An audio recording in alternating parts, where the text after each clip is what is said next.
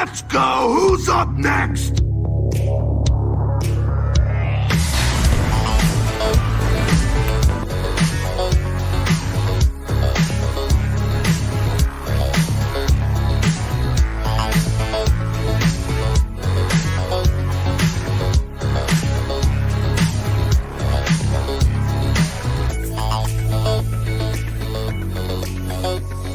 Boy, how good is it to hear that again. Hello, everybody. What's up? My name's Donnie Reese, and thank you for tuning in to the Xbox Empire, the once proud and weekly Xbox show on the Play Some Video Games Podcast Network.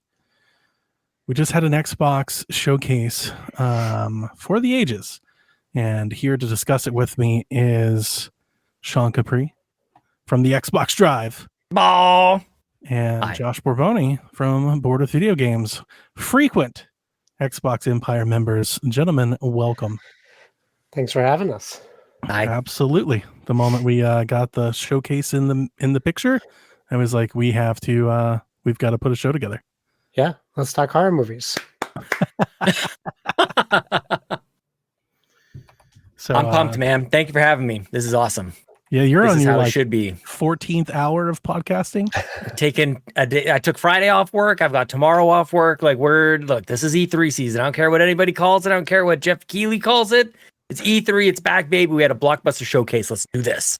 We did, and it's going to be a long one. I did the notes, and in way of doing the notes, I was trying to figure out like how do I break this down into almost like themes that we could actually discuss and talk about. So I broke the showcase down into chronological order. We're going to talk about them in release order that we know of today, and we'll kind of walk through like what was announced in the showcase this year, what's coming next year, and what's beyond. And then we can talk about superlatives and stuff. But before we get into the day-to-day, like the nitty-gritty announcements, I just wanted to ask you about your enjoyment of watching the show. Did you watch the show live? What was that like? What did you think of the show overall without getting into the announcements? What's in your brains? Man, huge. It was massive. We watched it over at Carpool Gaming's Twitch, and I had high expectations, Donnie. I was really thinking that this was kind of it. Like so many people, talking about Xbox lately. They had a lot to prove. They had a lot to showcase, and I felt like this was a statement for Xbox. This is how it's going to be from here on out. That all the big players showed up, all the big games, and it was so dense with games for us to be excited about. I was very happy with it, and it's interesting the way that you've got this laid out. Like I was joking on Twitter earlier today. I was so pleased with it that I forgave them for the lack of Guitar Hero, and certainly there's more to it. Like there are other things that weren't there. But I was so distracted by, hit after hit, blockbuster after blockbuster that I kind of forgot. Like I kind of got to be a bit of a fanboy earlier today watching it, and I had almost no critical evaluation of it while I was watching. I was just like, oh, that's awesome. Oh, that looks great. Oh, this is exciting. I just kind of got to do that for however. I don't even know how long it was. I don't even know how long we did the thing, but I thought it was really good. Awesome. I wanted to ask you, since you just mentioned it, how many times over the years do you think you've thought this is the big one? This is it. Like this is the statement.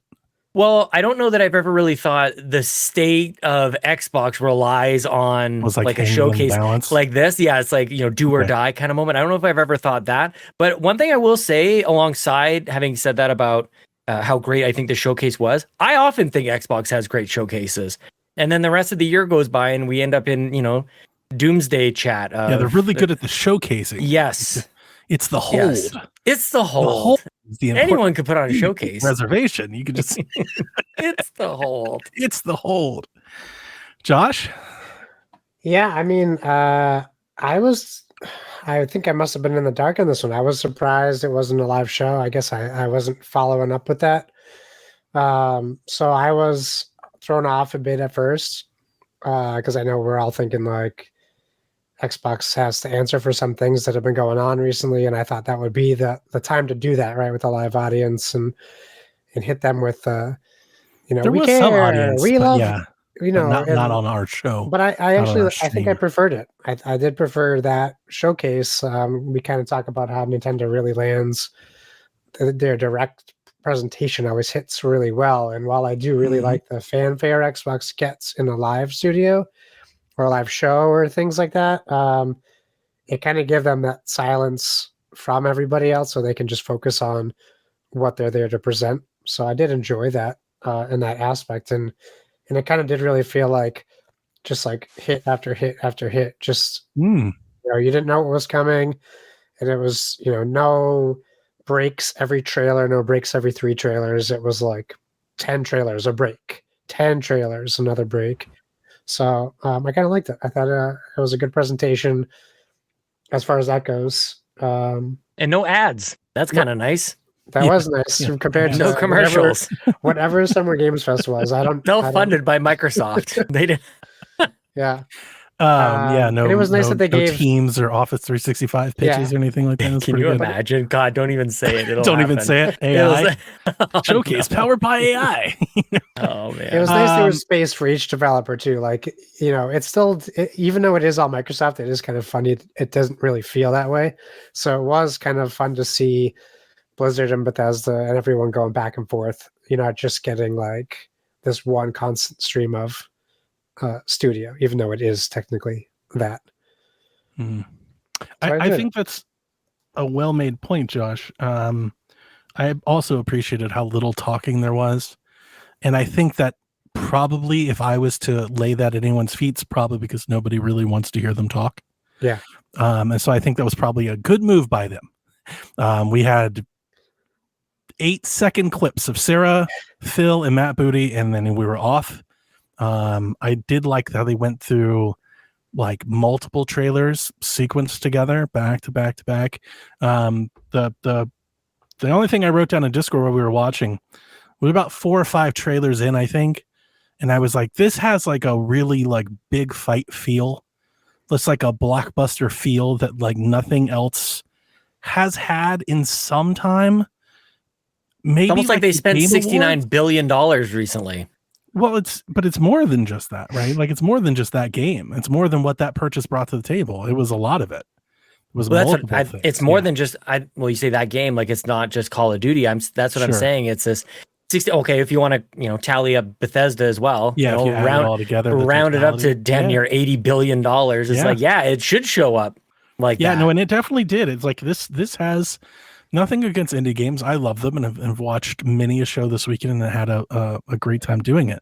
But it does hit different. It hits Big way time. different. You're just Yeah. seeing one after the other, and like you really realize the weight of what Xbox has to bring to bear. Yep.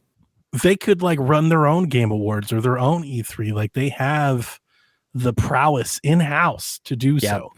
Like, do you want to have your games showcased at Summer Games Fest, or do you want to be in the Xbox, Activision, and Bethesda showcase? Right. Like, what's driving more attention? What do you think? Like, if I was Capcom or Square, I'd be like, I want to be there. Yeah. Ubisoft Like, was there. Yeah, like I want to be there. Look at how big this show was. Like, it was just, Yeah, sit alongside the giants, man. You had Call of Duty, World of Warcraft, Diablo, the biggest games in gaming franchises are here. Yep. Assassin's Creed right alongside it. Like there's, name bigger games than these ones, and they were all here. Metal Gear Solid was here. You want to here. pay $500,000 a minute, or do you just want to like Xbox? Probably like, hey, we can do some marketing. You want to put your game in Game Pass? Like, there's a lot of interesting things here that you could. I'm not that we're going to spend a whole lot of time on this. It's just something dancing around in my head. Donnie, you and I chatted about this as well. Like I've been very frustrated by Xbox's seeming reliance on content creators to do the marketing for them. It's like, or you could do this.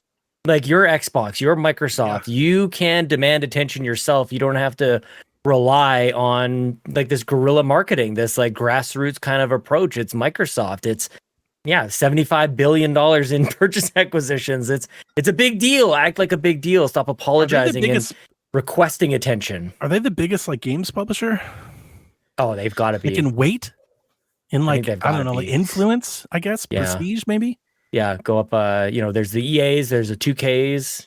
Like Yeah, Like, I think gotta 2K, but 2K doesn't have the It got quantity GTA. Yeah, of no things to quantity. bring, but they don't need to. They have one that is probably Yeah. bigger than everything, but still, like, they're right there.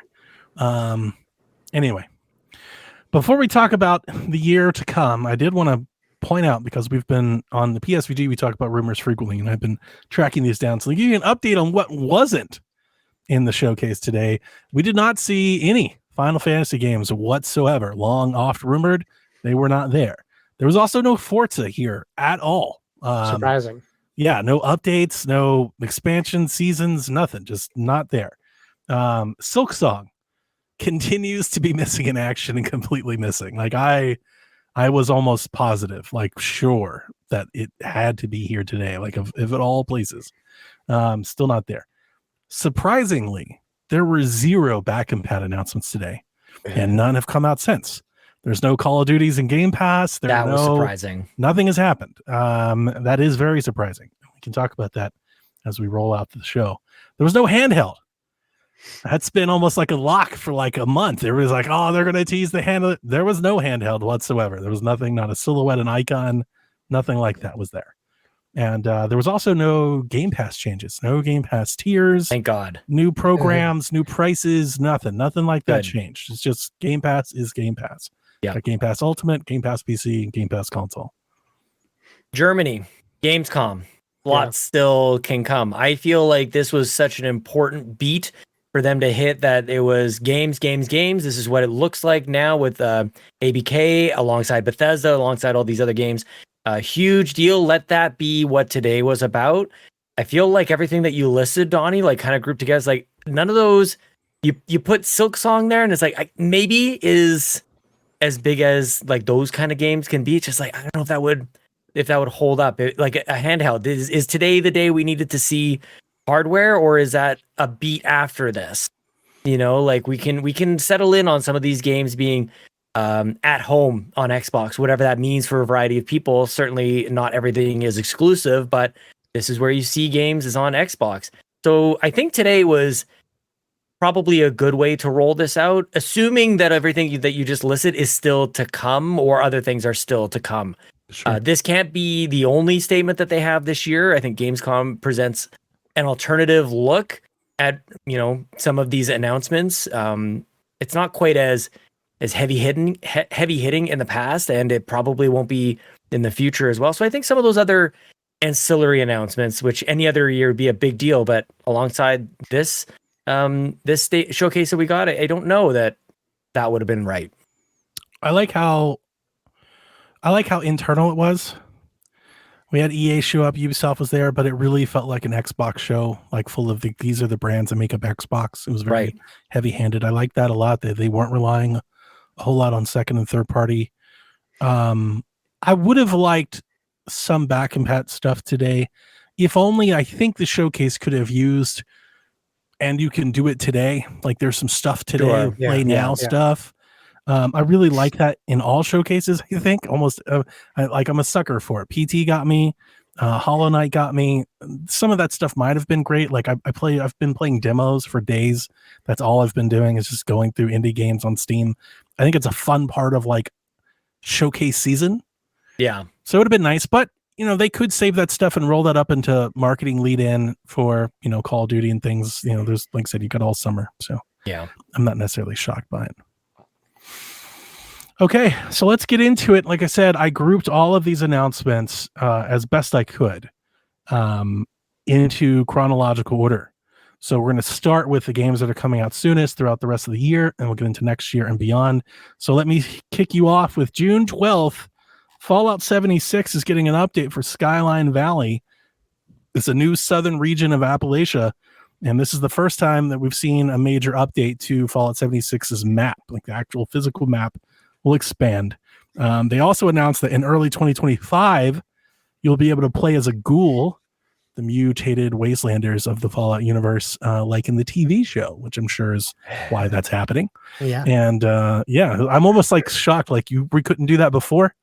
Like, nobody wanted to do it before. Yeah. Me having zero understanding of game design. It's like skins. Come on. 2025. Yeah. That is funny. But that is your nearest announcement. Any thoughts on Fallout 76 before we move forward? It's a wonder what a good television show can do for brands. This is a game that just has been panned since its release, and probably for good and bad reasons. But now everyone's back on board. Fallout 4, Fallout 76. So I mean, really it's great. turned around in the last couple of years. Yeah. Coach Mo's been saying that for a while. There was that big update a couple years ago. The coach was like, "This changes everything." Yeah, and he really liked it. And it seemed like the people that really play that game agreed. Sure, that was like the thing. And then since then, it's just been kind of like a positive snowball. We're just in that state of where we have to forgive games a year. We have to give them a year, and that's like bothers me still. 18 months. Fallout 76 is still on that sour spot for me. Like, oh, you didn't like it when it came out? Well, give it to come back in 12 months and you'll like it. Well, no, I gave them $60 when it came out, and now it's free. So who wins in that situation? Sean, that's a point made right in your wheelhouse, right? You've been driving this mantra all year. Why are we playing games on day one? It's it is very frustrating. The other thing that is just as frustrating, I think, Fallout falls into this category. I think Halo falls into this category. Hellblade falls into this category, where the loudest people about these games and all their shortfalls are the people who aren't playing the damn game. And I hate that. I'm so hyper aware of this now more than ever. And to your point, Josh, like the narrative about Fallout 76, the louder narrative is the one that's carried on from day one, and maybe rightfully so, but it's been carried on. Right. But there's more people who haven't played it. Yeah. And the people who played it, like Coach Mo, are like, man, it's good. Yeah. And we go, not a chance. I form my opinion on day one, and that's what we're going to shout about, even if I try it or I don't. And I can't stand it. Now, at least the show has prompted people to do something incredible, and that's to play the damn game and find out for yourself. So I am actually one of those people who recently jumped into Fallout 76, and it's great. It's what you want from a multiplayer Fallout game. I think that is wonderful. Timing is perfect for an update to come alongside with this. The thing I would add to your list of bullet points that wasn't at the showcase that I thought for sure, I thought it was a given, was some form of remaster for Fallout 3 or Fallout New Vegas or something. I thought that would have been the beat that they hit with this newfound excitement around the TV show. Yeah, but so that says to me, just 76 is your Fallout game for the next number of years. That was the point I was going to make. As to your point, to piggyback, for so many people to have not played it, and you see the show and the hype, and you're like, I want a new game. Yeah, you have one. There is a new game. This is it. And it's super available and cheap and accessible and Game Pass and all that jazz. So there's a focus here with Xbox. Like, they have so many options. They have so many things they could roll out now, but it's 76 is the message. It's a choice, I think. Yeah. They could do 3 or New Vegas. They could do all sorts of different things. They could have done 4. They could have done 4. Totally. Yeah. And I've talked about this with Nintendo for many, many years. They're in such a fortunate place that they can hold on to things for the right time. They don't have to, blow their load every time that they come out like to tell you about stuff. Or announce everything 8 years in advance. Or totally. Yeah. That's overall what I got a sense of from this is like, there is a time for back compat. There is a time for Call of Duty to come to Game Pass outside of the next Call of Duty, all these things. Fallout was another example of that. There's more to come, and they don't have to tell you all at once. This was a good beat, and it's a good focus right now. Yeah. I'm just I hope this is the last time I bring it up. Maybe I can be a one and done. I was really hoping to see Redfall get like its 76 moment. I really did. I from launch, from get-go, I played it, I beat it, and I liked it.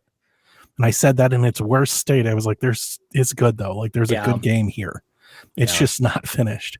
And I was just thinking that day when I completed the campaign, I was in that same mindset of Starfield, of 76, of the space game that are like, of all these games that have like come around. I'm like 18 months from now, we're like, Redfall's going to be this game. Right. What's it called? No Man's Sky? No Man's Sky. Yeah. Whatever it's called. Oh yeah, that one. There's a lot of these I got to turn around, and I was hoping that one would too. June 18th, Elder Scrolls Online celebrates 10 years of ESO with their latest chapter, The Gold Road. I'm not going to lie to you. I always kind of gloss over and start to. I went to the bathroom. Yeah. That's Yeah. my So bathroom break. No disrespect. It's just not for me. I actually have never played it. And somebody who loves Elder Scrolls, like I'm always thinking like maybe I should, but like I don't multiplayer. Like Yeah. that's how I have all of the access in the world to even try it. And like the multiplayer alone, I'm like, never mind. I tried it. It's just like it's not bad. But it's like every other MMO you've played, Yeah, just which in that I'm not, universe. which I don't play. Okay, July 18th. Let's pick up the pace here. Yes. Flintlock, The Siege of Dawn, an explosive Souls light with God-slaying RPG gameplay comes to Game Pass day one. Yeah. Saw this game last year. Dev and I were both interested in it. Looked very different. Not different, but like the trailer that we saw today was a very good trailer. And what I mean by that is they are placing and showing their game specifically like out of what the gameplay is actually like. Because like when I saw it last year, we actually saw like moment to moment gameplay, right? And like all the cut ups and effects did a lot for this game. I think that trailer that's a hell of a glow up. I was like, this trailer looks great. Yeah. I don't know if the game will live up to the trailer. We'll see. But we get to play it on Game Pass either way, and that's what I'm excited for. That's probably one that I would have been on the fence about buying, and that's squarely in like the perfect target for Game Pass. Is just games that I'm iffy on. Can you get the iffy games into Game Pass? Let me buy the big games that I want to buy, and I've reached like a happy equilibrium. So I'm excited to play it. What do you guys think of it? I mean, you had me at Souls Light. That got me Right? back on board. I was like, I've seen too many Souls games Light. like this. It's like a little Souls. I really love the art style of like Ashen and the game, like in this game too. Like I think it looks really appealing and unique, and it looked like a lot of fun. I really like.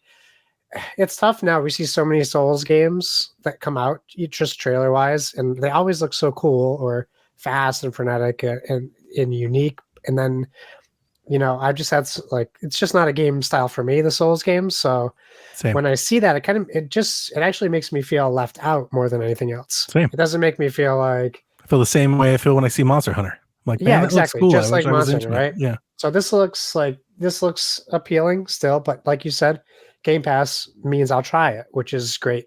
So I'm happy and excited to try it. And if it's not for me, that's also great because there's so many games. But the presentation, the trailer was incredible. A lot of the trailers today were just kind of incredible, but this one really caught my eye and kept my attention the whole time. Also really nice, a surprise for Game Pass, but also like something soon you can look forward to playing. Yes. You know, like nothing against the service updates, which they're always going to be a part of the show. I know people don't like them, but you're always going to get the Sea of Thieves, the Forza, the 76. Like it's just going to be a part of it. Nothing against those, but those games are for the players already playing those games. You know, like I don't think anybody's like seeing Sea of Thieves season 13, and they're like, now I'm gonna get in. You know, like it's to the people that are still playing it. Yeah. So this is like for those of us that may are not playing those games that we've already talked about. This was like that game that you could be like, I have Game Pass, I have something to play soon. Yeah, which is always nice. High quality third party game coming to Game Pass. You said something that is really a returning developer coming to Game Pass, if I may interrupt you. Yeah, no, you're Which good. I think is important to bring up because there's been a lot of Game Pass talks about what it is and isn't for developers in the industry, and it's a point I'm going to make again. Look at the developers that keep coming back to game. It can't be that bad. Yeah, because they did it once and they're showing up again. So yeah, makers of Ashen, very minimalist kind of game, and then they glow up to this. I need to be careful, I think, when I talk about this showcase, Donnie, because maybe I might be falling prey to what maybe just a collection of excellent trailers. I'd be very curious. I might have to revisit a little bit because I think that's what happened to me today was, flying words at the screen and big explosive sound effects and everything was big and awesome. And that's why I like Armageddon so much. The movie Armageddon, 1998, Bruce Willis and Ben Affleck. Like today we got a blockbuster. Well, and I used the word blockbuster. I used the word juggernaut when discussing today's showcase because it did feel like that. So, this is a game that was developed by the team that gave us Ashen. So maybe I want to recalibrate a little bit on like what this actually is. But the trailer was very good. And this was a highlight for me today. I can't wait for this coming just over a month away as we're already partway through June. So Yeah. strong. What was this? Maybe one of the first ones in the show, or this wasn't was first early. party. Very, Yeah. very cool to see something stylish that didn't have to be out of their own stable. It was very cool. But it's So just we to hear went- you say that because I was I'm really happy I watched the showcase twice today. And I think one of the things that I said, one of the things that I wanted to do this year, because in past years it's always somewhat bothered me. In past years when we've done the live streams, and not that we always have, but on the few occasions, usually with Xbox, we definitely have, where we record right after. That's what we Sometimes when I come back to those, I'm like, I wish I would have had time to comb through the news, read more details, be more aware, be informative, and not so reactive. And today, having the hours to sit there and do that, I was able to rewatch all the trailers, because coming off of the first watch through, I was like, this is incredible. And then I start going through the second trailer and I start doing the notes, I start breaking away, and I was like, it's still very good. Don't get me wrong. I'm not gonna trounce the showcase at all, but it definitely started to temper expectations a bit. I think started to come back down to a ground, grounded and a little bit more reality. Sure. Sea of Thieves, the 13th season, you get to become an evil pirate, which I just thought was Sea of Thieves to begin with. That's how everybody plays Sea of Thieves. If you never did it. That season starts July 25th. On August 26th, this was a very interesting moment for the showcase. World of Warcraft, the next expansion, The War Within, got a trailer. It was shown. It's not coming to consoles. There was zero mention of Game Pass, and they plugged Battle.net. Yeah. Does anybody have any thought? That's strange. To me, I was like, that's weird. I understand it's a giant game. I don't know how much World of Warcraft players are tuning into the Xbox showcase for World of Warcraft news. But they're not going to get anywhere else, so it has to be shown here. There's no BlizzCon this year. Good point. They also said no BlizzCon. They gotta cater to that fan I base. imagine the majority of them are just going to see this trailer. They weren't actually watching the showcase. They'll just see the trailer when it's announced. Well, yeah, but like Sean said earlier, like it's just another trailer. It's not content for the game. It's just we'll get to Diablo when we get there. But they didn't talk about Game it's Pass, just- PC Game Pass, nothing. It is just Yeah. it's World of Warcraft is going to continue to be WoW.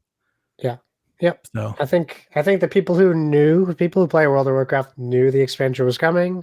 They probably already pre-ordered it, bought it, downloaded, whatever. But yeah, well, they have also a fresh audience their own for the World of subscription, Warcraft. right? They have their own. not like, there's sure a WoW anymore. sub. They sure do. Yeah. Yeah. I learned it was $20 a month. Whoa. So I was wondering if they were going That's to Game Pass. include that into Game Pass to maybe That's what boost I its was numbers thinking. or nothing. And it looks like they're not, or they're not ready to. But I don't get the sense that they're going to. That was a prediction I had coming into this, just trying to be bold. And when I'm thinking about, like, when you purchase Activision Blizzard King for $69 billion, you're purchasing the IP, but you're also purchasing the user base as well. Yeah, So there is a perfect. value to all those people who are contributing $20 a month and playing and spending their time in this world. I think you nailed it, Donnie. Like, what a gigantic just pillar in gaming. World of Warcraft is one of those games. As important as any other. So maybe it's just a matter of, making that, if there's going to be a move to be made, they've got to make it right. There's no going back. That's a pretty massive decision that can be made. So I'm shocked for now. I'll be shocked in the future if there's nothing really done about that. If there's 10 million people actively subscribing to World of Warcraft, I feel like you want to bring those people into the Xbox. You don't want them necessarily to just live outside that ecosystem. So what exactly does that look like? You commented that they did plug Battle.net, so they're kind of like leaving them be. Maybe there's some trust that needs to be built. Maybe people who are aware of Maybe they're not ready. The purchase. Yeah, Maybe they're not ready. I mean, you got to think Yeah. there's like legacy there. There's 20 Yes. years of people playing WoW. Maybe they're not ready. Maybe they're or maybe they just want to leave it alone. Maybe they do. I'd be very curious to watch this over the next couple of years. We've been watching for this merger for years and years and years. It really just happened. And so we don't necessarily need all these decisions to be made in the snap of a finger. I think it was big enough just to confirm Call of Duty coming day one to Game Pass. I was really thinking that we would get a Game Pass Battle.net API and all of the WoW I still subscribers expect that. would just be counted as game. They would just say That's what WoW I'm thinking. subscription is now in Game Pass. Yes. And and Game now our Pass number numbers is go from 32 to 50. totally. That's exactly what I was thinking. And that's why, like, that's what you purchase. You purchase that user base. And now I'm thinking, like, I mean, they could still do that. Like, it doesn't all have to be done now. But now I'm wondering if WoW just becomes one of their mini service game updates in their shows. Like, hey, here's the WoW moment of the showcase. Yeah. That might be well, maybe there's other games that sort of sit alongside WoW. Obviously, none as huge as that. But are there others that, your point about new tiers, you know, is there a tier of Game Pass that they have that also includes like ongoing game subscriptions? If Neither anything, do I. I don't consolidation of tiers. This is absurd already. Every time I bring up World of Warcraft being included in Game Pass, everybody who plays World of Warcraft tells me how insane that is. How just absolute, like, it doesn't make any sense. And it's I'm just an API.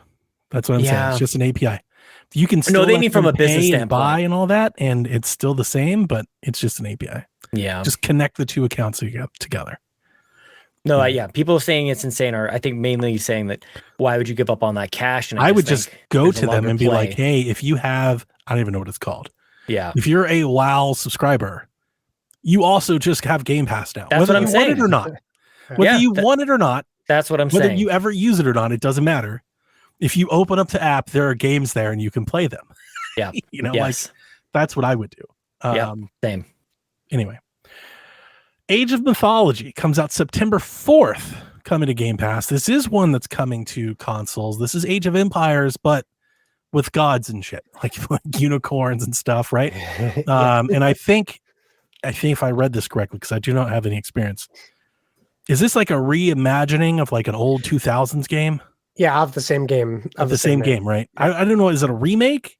It looks like a remake. It's probably more a remaster than a remake, but it looks like, I mean, it's updated. I wasn't sure if it was like, it is the same game, or if it's like, we're making a new game that just kind of is an homage to the old game. I think they gave the impression that it is that Age of Mythology that has been out forever. But there's so many people who haven't played it, especially with like the resurgence of Age of Empires hitting Game Pass 2.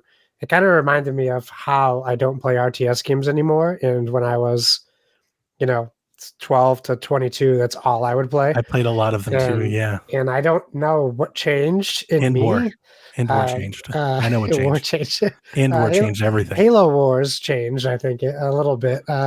End War ruined it for me. I used to love this shit. That was a big one, yeah. The Army RTS, Battalion Wars, like, yeah, I mean, there's even like trying to get back into the Dune Spice Wars. I'm like, I can't play these anymore. I'm gonna play this one actually. Yeah, I'm gonna definitely play okay. We'll see. Yeah, I was interested. I was like, this looks cool, it's fun, it's Game Pass, I'm gonna play it. I haven't played an RTS in a long time, but I want to, and like this one might be a same. Yeah. The Age of Empires doesn't do it enough for me, but this one does. Yeah. Okay. It's a little spicy enough. It's spicy enough, I want to try it. Speaking of something else I want to try, the next day on September 5th, Stalker 2, Heart of Chernobyl comes out, again, coming to Game Pass. Yeah. You get to play it. I thought the trailer looked incredible. I continue to think Stalker looks great. Looks good. So they got me with this one. I wasn't really, I know a lot of people are excited about this. We'll see how many people actually play it. And I've often wondered why. The older Stalker, and it's like not for me at all. And I'm wondering like if this is going to be the same. But everything they've shown so far looks very different than like what I played. This kind of looks like a traditional shooter. It's almost like more Metro than. I definitely was getting Metro vibes. That was the note that I had made. Yeah. Like it's got fantasy stuff in it, but it doesn't seem to be, and obviously Stalker's a long time ago, but the UI, the systems, the menu, everything is modern and better now. And I think that's the thing. It might be like a Far Cry 2 to 4 thing for me. It's like, I never liked it until I did. And I'm hoping like now is like, maybe now it is. Cause the environments, the gameplay looks great. The Ukraine like voiceover and everything looks awesome. I think it's very, very fitting for the world. And a point that I'll make later. I mean, this is one of the big games coming to Game Pass this year. We're waiting for it. It's on the road. It's on the roadmap, like big shiny trailer. This is something we're going to play soon. So I'm very much looking forward for that reason alone. Trying to get as much value as I can out of my Game Pass up. Oh, yeah. So I continue to be excited. October 8th. Moving on to October now, you have the Diablo Vessel of Hate expansion where you get a new class, there's a new region, there's a new story. I didn't play Diablo, so I can't even act like I can even talk about this trailer. So if you guys have Diablo things you got really excited about, now is the time. Sean, you want to go? I'll go. So you guys got way harder. I have still yet to even boot up Diablo. Blizzard does this thing really good with trailers. Yeah. The thing that drives me nuts though is that that's an in-game cinematic trailer that I just don't need to see right now. Like I want to experience that when I play it. So while it looks like you can't tell me you've seen a better trailer with like facial features and maybe Hellblade too, but like they do such a great job at showcasing brutality and violence that it's good when it's good, but you know, I don't know. It just seemed like for me, if I'm playing Diablo 4, I'm kind of like Warcraft, right? If I'm playing Diablo 4, I'm already getting this. And I really wish they showed us the new character class, something that I could like get excited about to see some like fun builds or what this character is going to do or what it even is. That's where I would get excited. I still like the trailer, but I was kind of like wanting more. I'm gonna come at it from the opposite angle, Josh. I love this actually. Maybe I'm just a filthy casual who, you know, I glaze over a little bit when you show me a menu next to a character type and all the robes and shoes that he can wear. Like I am like, who cares? To me, what this did for me, and I say jokingly, like obviously, I'm actually more in agreement with you. Like, yeah, I'm the same way. Like, I get it, and I get understanding, like wanting to know how some of these games are played. But I actually think of a lot of Nintendo Directs where they'll go like, okay, we're gonna pause this for a second. We're gonna go to the menus. We're gonna dive into the showcase. We're gonna show you how this game works on the menus, and that's kind of what like diving into a character class says for me. But different strokes, Josh, as they say. Yeah. What I took away from this is like a reminder that Diablo is demonic and it's so dark in its themes. It was dark. The thing that a few people in our chat earlier were calling out that sometimes it doesn't really like line up with the gameplay of Diablo. Right. Like I grew up in a Catholic household. We weren't allowed to play Diablo. I couldn't even say Diablo. Like that was like bringing the devil into the house. So like there was this mystique around Diablo growing up that it seems like they're kind of getting back to. That I know that was the intention with Diablo originally. This expansion pack is called the Vessel of Hatred. Yeah. Like that is intense, man. This is so much to handle. So I felt like that came through with the cinematic. But you are right about this, Josh. Like that is something that would be great to experience when you're playing the game. But it was enough to remind me that I enjoy Diablo. It was enough to remind me that it's a dark and demonic kind of theme of the game.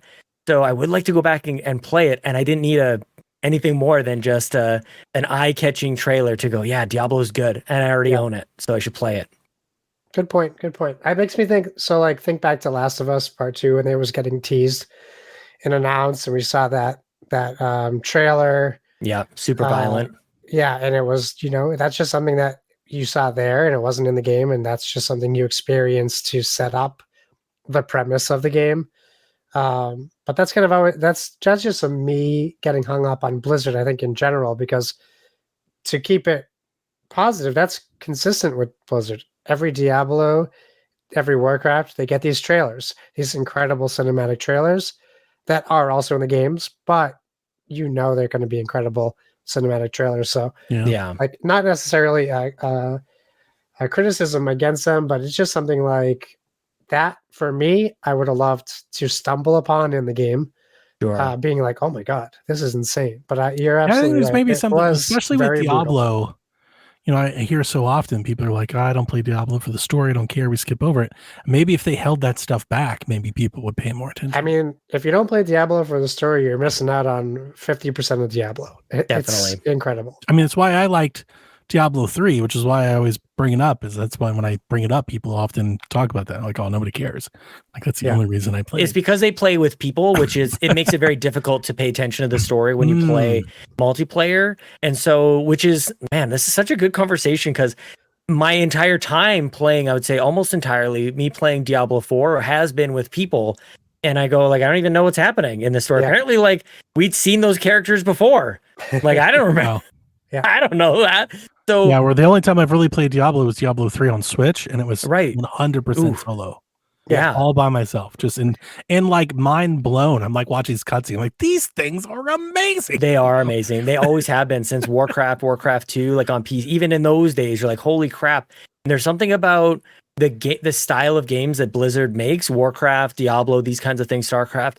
The perspective and the gameplay don't allow you to get that close to the characters and to the action. So they almost like overcompensate by giving you these Hollywood style cinematics. Yeah. Like, yeah, you're not going to get this by looking top down at these characters. Yeah. So we're going to bring it in and just give you like an idea of like what's really going on here. And then your brain can kind of like fill in the gaps between the game and the cinematics. Yeah. So further along into October 25th, we have Call of Duty Black Ops 6. Now, this kicked off the showcase. It also got its own direct after the showcase. The campaign is a spy action thriller where what they call a mind-bending narrative set in the 1990s as a shadowy force has infiltrated the U.S. government. You'll be forced to go rogue for the first time, so you can't trust anybody. They're really big on this Omni movement. Where you can sprint and dodge and stuff in any direction.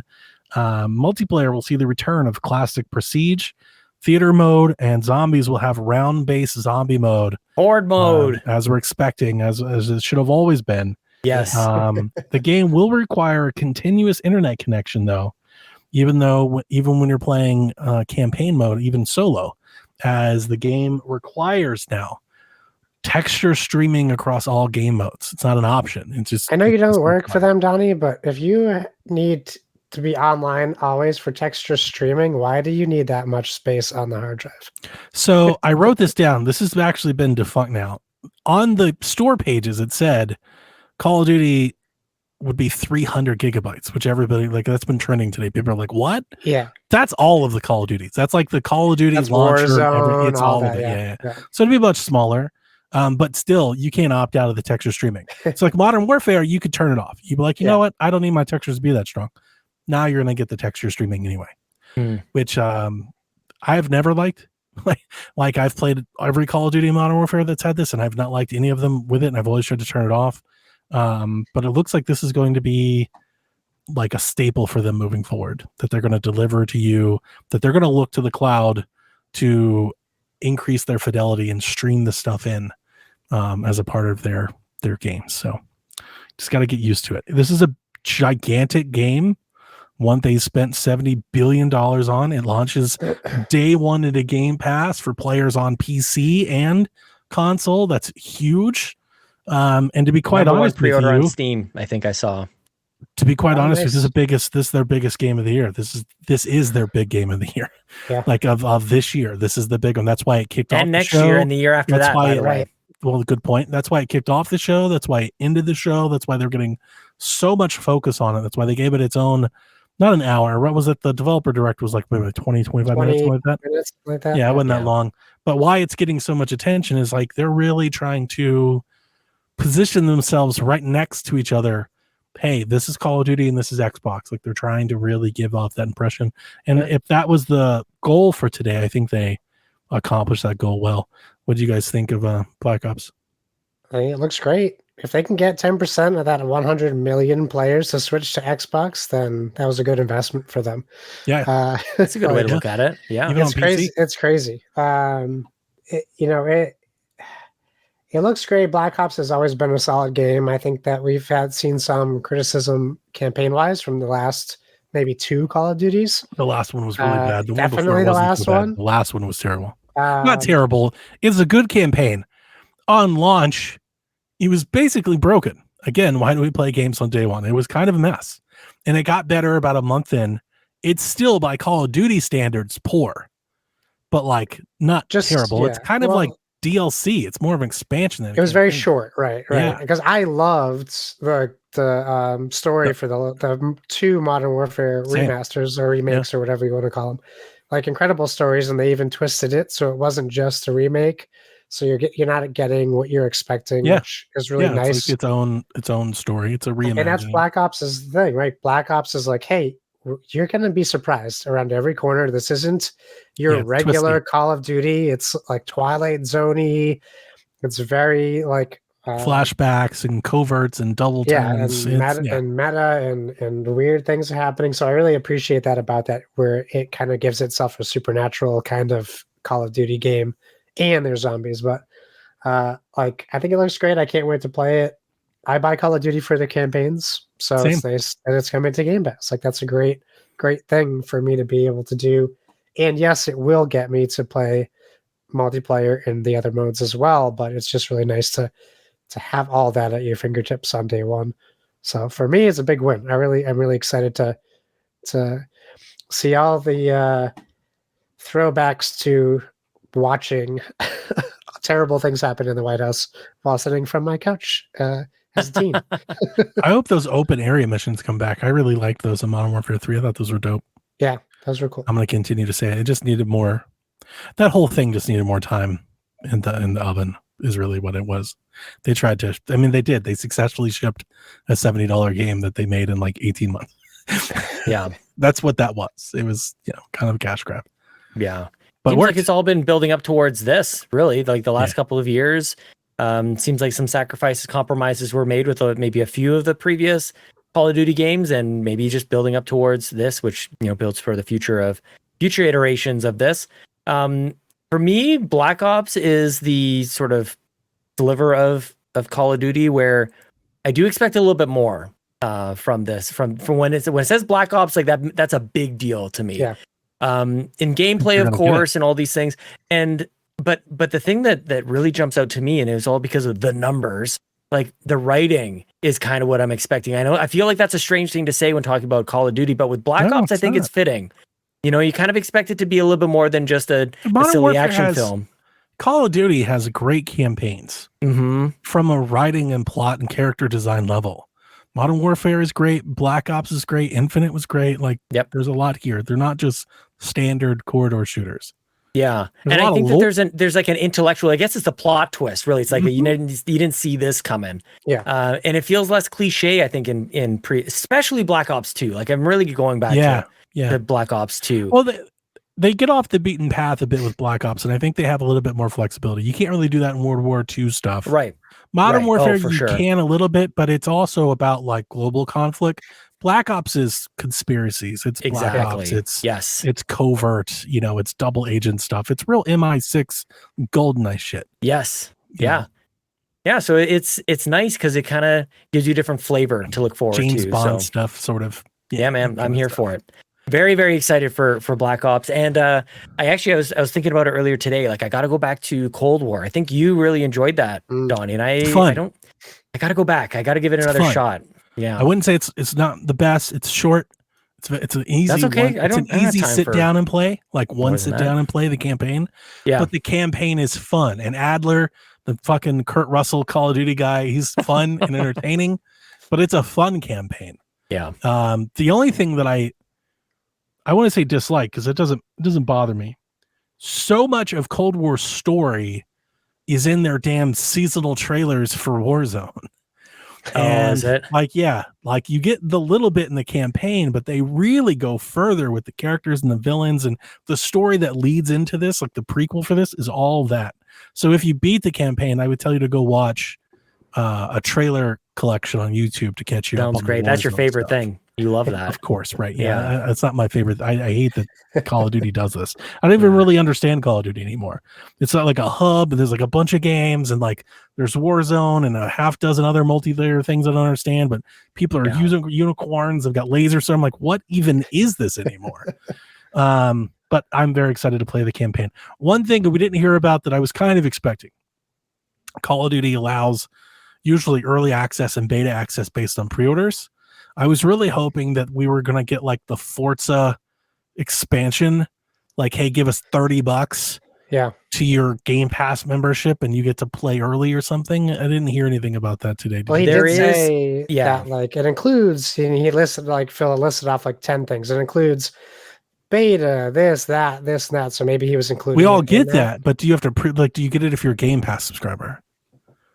Yeah, I don't know. You get a discounted price for what would be a Mitch on our podcast was explaining this as well. What would be the $100 edition Yeah. is instead of the $70 edition cost you $30 if you're a Game Pass. So we do get it. Nice. Awesome. Well, then I'll be there. I'll definitely give them. They'll get the upsell out of me, which is even better because I want to play the campaign.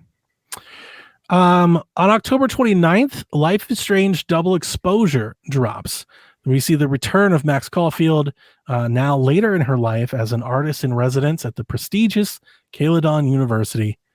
Unfortunately for Max, she loses a friend and will be plunged into a full-on murder mystery with a supernatural twist. Max, in the original Life is Strange, had the ability to morph time. Now she has the ability to shift entire timelines, which we'll use to explore two parallel realities. One where her friend is safe and the other where she has died, and we'll use that to discover the killer. Sounds very Life is Strange. Sounds very cool. And comes out. This is not coming to Game Pass, but it comes out on consoles, all consoles, even the Switch version of this. If you pre-order the Ultimate Edition, you get to play the first 2 chapters almost 2 weeks early. Also, there's a collector's edition that doesn't include the game. So if you buy the super expensive collector's edition, and the game is not included, not even a digital code. Wow. We That's can't allow this. We cannot be okay with this. That's Square Enix. You can give them $200. You won't even get the game. You can get like a statue and something else. God. But on November 12th, maybe Avowed release. I say that because Avowed had a trailer today where they didn't release a date at all. However, on Obsidian's webpage about the game, the date was listed November 12th until Wario tweeted that it was November 12th, and then they erased the thing. So nobody knows. Maybe it's November 12th. That's probably the date they're targeting. They probably have some sort of marketing beat and a release date trailer, maybe for Gamescom or something that they're saving. Or perhaps it could be delayed later than that, but we're expecting Avowed to potentially come out in November. We got a trailer today where we saw one of the 4 companions as an envoy of the Adoran Empire. Your task was stopping the Dream Scourge, mysterious blight wreaking havoc on the frontier. Avowed has never scratched my itch. It still hasn't. Like I'm afraid to tell you that like maybe it's just not for me. I don't know. I don't feel like I'm being like harshly judged. Like I'm going to play it anyway because it's Game Pass. I'm going to play Avowed. But there's just something about it. I remember we talked about this last year, Sean. I think, like it's something about it that is never quite like, I really want to see somebody just play this game for 10 minutes and tired of seeing trailers and because they keep zooming in on characters and stuff. Like they're really showing you people. And it's like, this isn't moment to moment gameplay. One of the things, and I'm not one to like, I don't think overanalyze a trailer. Even in their trailer today, I think you could almost make the mistake of people thinking it's third person. They had so many camera shots of the protagonist over the shoulder, watching them jump over something or flip over something. And it's like, this is a first person. Like, can I just see somebody play the game? Like, I just want to see somebody go play the game. I wonder if there will be an option. There's often in these style of games, Fallout and Skyrim and, what Obsidian's actually made with, oh my goodness, Outer Worlds. Yeah, there's a first and third person as well. Maybe you can flip. You know what, Donnie? Like, my impression was that it was first. Like the game was a first person. I think so. I think it's designed to be played in that style. I think many people will if there happens to be an option for a third person. But in any case, as you're talking about this, I'm realizing like how much cachet Obsidian has, and that how much they're really relying on that the developer who makes this and kind of what this is about rather than what it actually is. But I haven't gotten to the point where I will discount that too much to the point where I'm not excited about it. But that's my excitement about it really is surrounding the style of the game, the fantasy kind of element to it, and who makes it more than anything I've actually seen of it.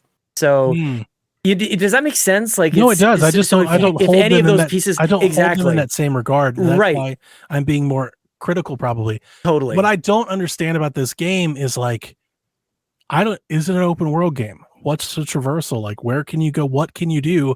Right. All they show us is casting a spell and like looking at lizards. I'm like, what does any of this mean? Like, what are we doing? And we're like, what, 3-4 years into this? And I honestly still do not know. I could not tell you. I don't know.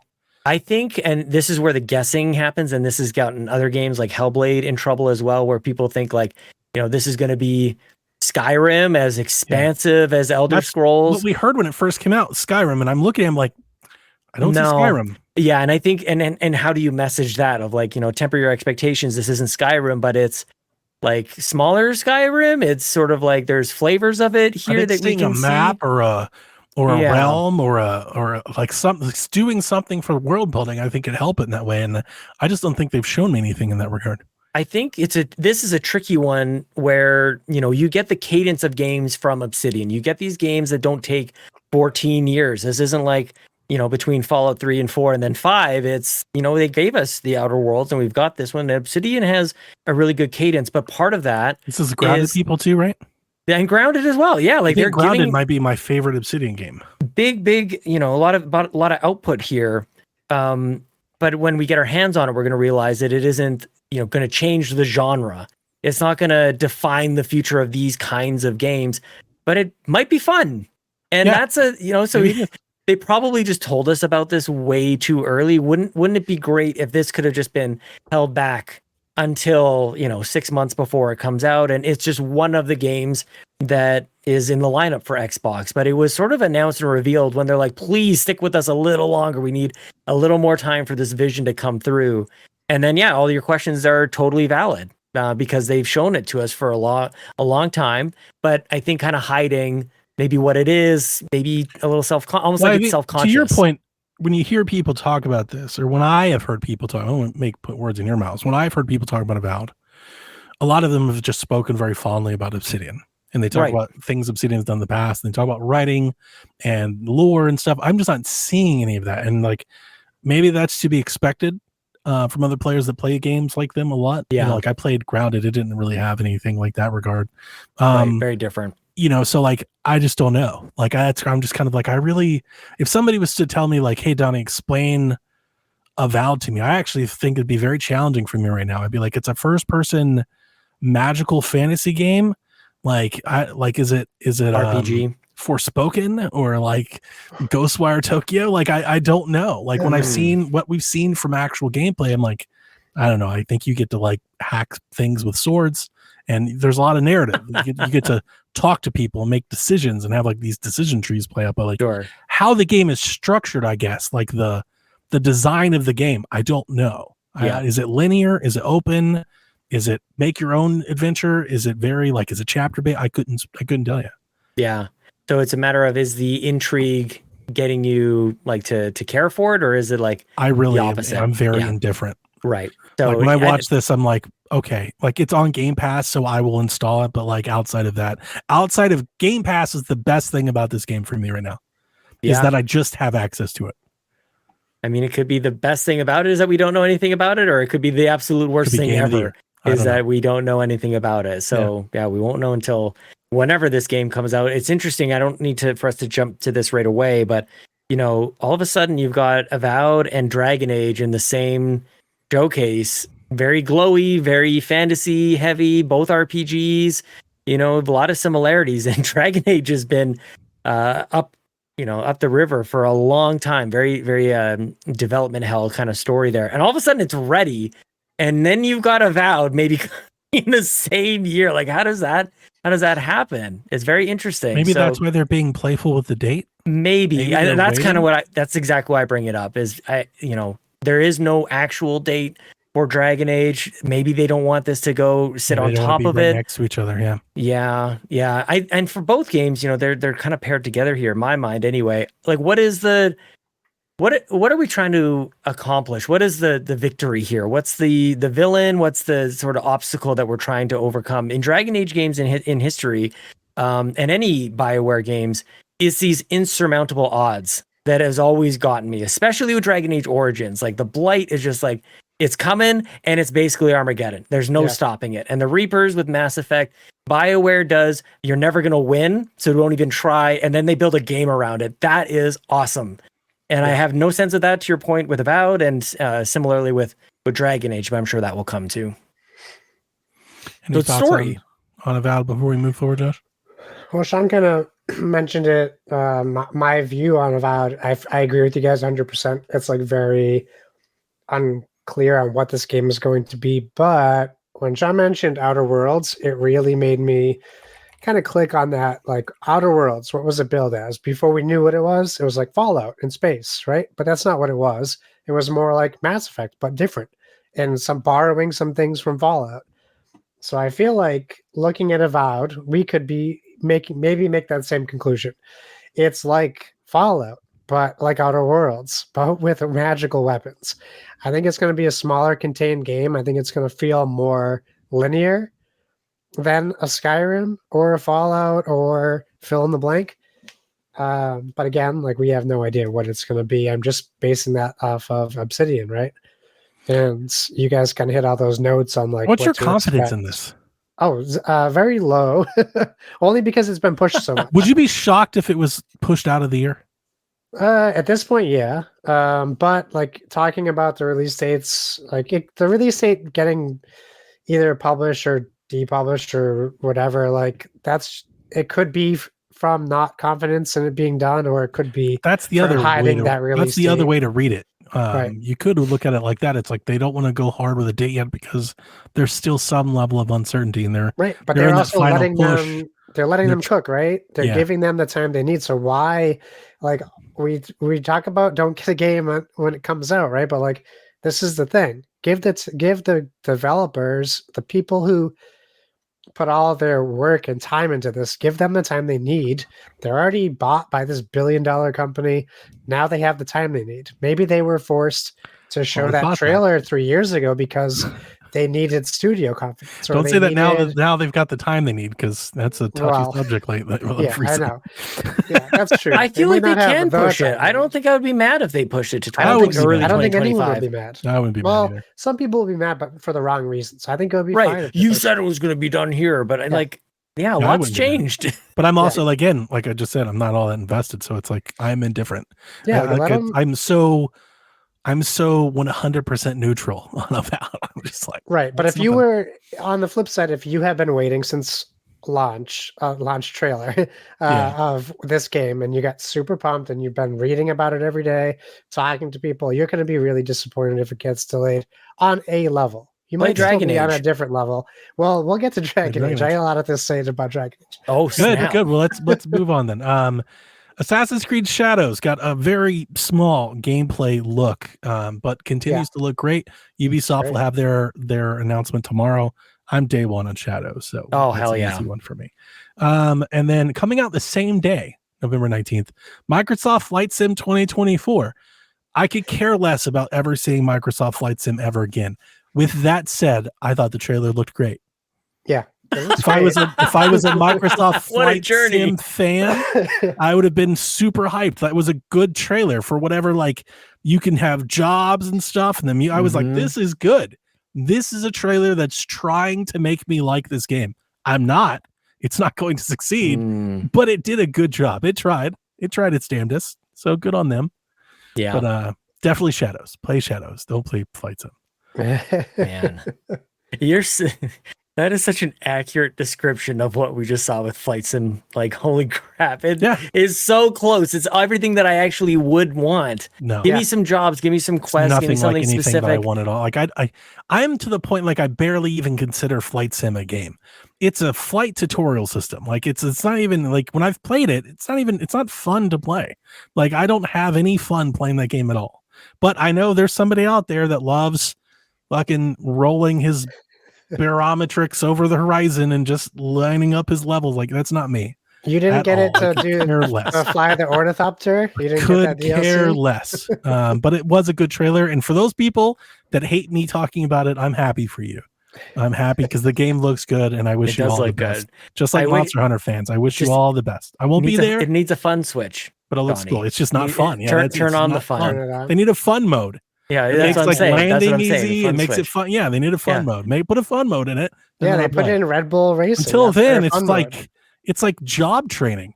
Yeah. It's like off hours flight training. I think you're right, but I don't know if you're right. I believe from what I've played, I think you're correct about this. What I would love from Flight Sim is sort of like what they've done with Forza Motorsport, where it is a sim, Like that is a pretty hardcore game, but like idiots like me can play it. But you can, you know? I can play it, and I don't have to worry about Like that. I can hit I'm the gonna gas do and the I go level forward. 3 engine instead of the 2. Like, it makes Yeah. sense. Yeah. Yeah, I'm just too dumb for it. Maybe that's fine. That's just a respectable response. Yeah. Moving on. Dragon Age: The Veil Guard got a trailer where we meet your team of 7 companions, each with their own rich story to discover and shape. Together, you become the Veil Guard. We met Harding the Scout, Nev the Detective, Emmerich the Necromancer, Tash the Dragon Hunter, Davrin the Warden, Balara the Veil Jumper, and Lucanus the Mage Killer. Whoa. I didn't like this trailer. Like, this was maybe the honestly, this might be the worst possible way I could have expected you to introduce me to Dragon Age. Well, good news, Donnie. This is the 5th time they've tried to introduce you to Dragon Age. Like, I was like, this was not it for me at all. It was almost like, it was almost in presentation, right? Obviously, completely different game. We know that. I've played Dragon Age before. In presentation, almost came off like a hero shooter or something. It's like the trailer is just like splash characters. I was like, wait a minute, this is Dragon. What the fuck are we doing right now? Yeah. Like, why aren't we showing like a squad and like running like our RPG stuff? Like, why are we doing this? That honestly, that alone just threw me out. Like, I was just, I even rewatched it to confirm those feelings, and even on the second time, I was like, I hate this. Maker of Chaos in chat nailed it. They're trying to capitalize off the D&D movie, and that's what this trailer was. It is trying to be the silly Christopher, whatever his name is, Chris Pine, silly like buddy movie kind of thing. Which I like. I didn't hate the trailer, but we've been waiting. I'll preface this by saying it has been announced on the 11th. We're getting gameplay trailer. Okay, but nice. This is not what I'm a big Dragon Age fan. Okay, I'll speak for a group of Dragon. I'll speak for a group of us. This is not what we were waiting for. I'm not speaking for Sean, but a group of people. There's probably at least how many people in a group? 4? Dozens of them. There's probably 4 other people who agree with me that we were waiting for gameplay. Like, we were waiting. We've been waiting for gameplay. This game been in development this long. Screenshot, even a screenshot of gameplay we've been waiting for. I've been waiting for. I can't express my.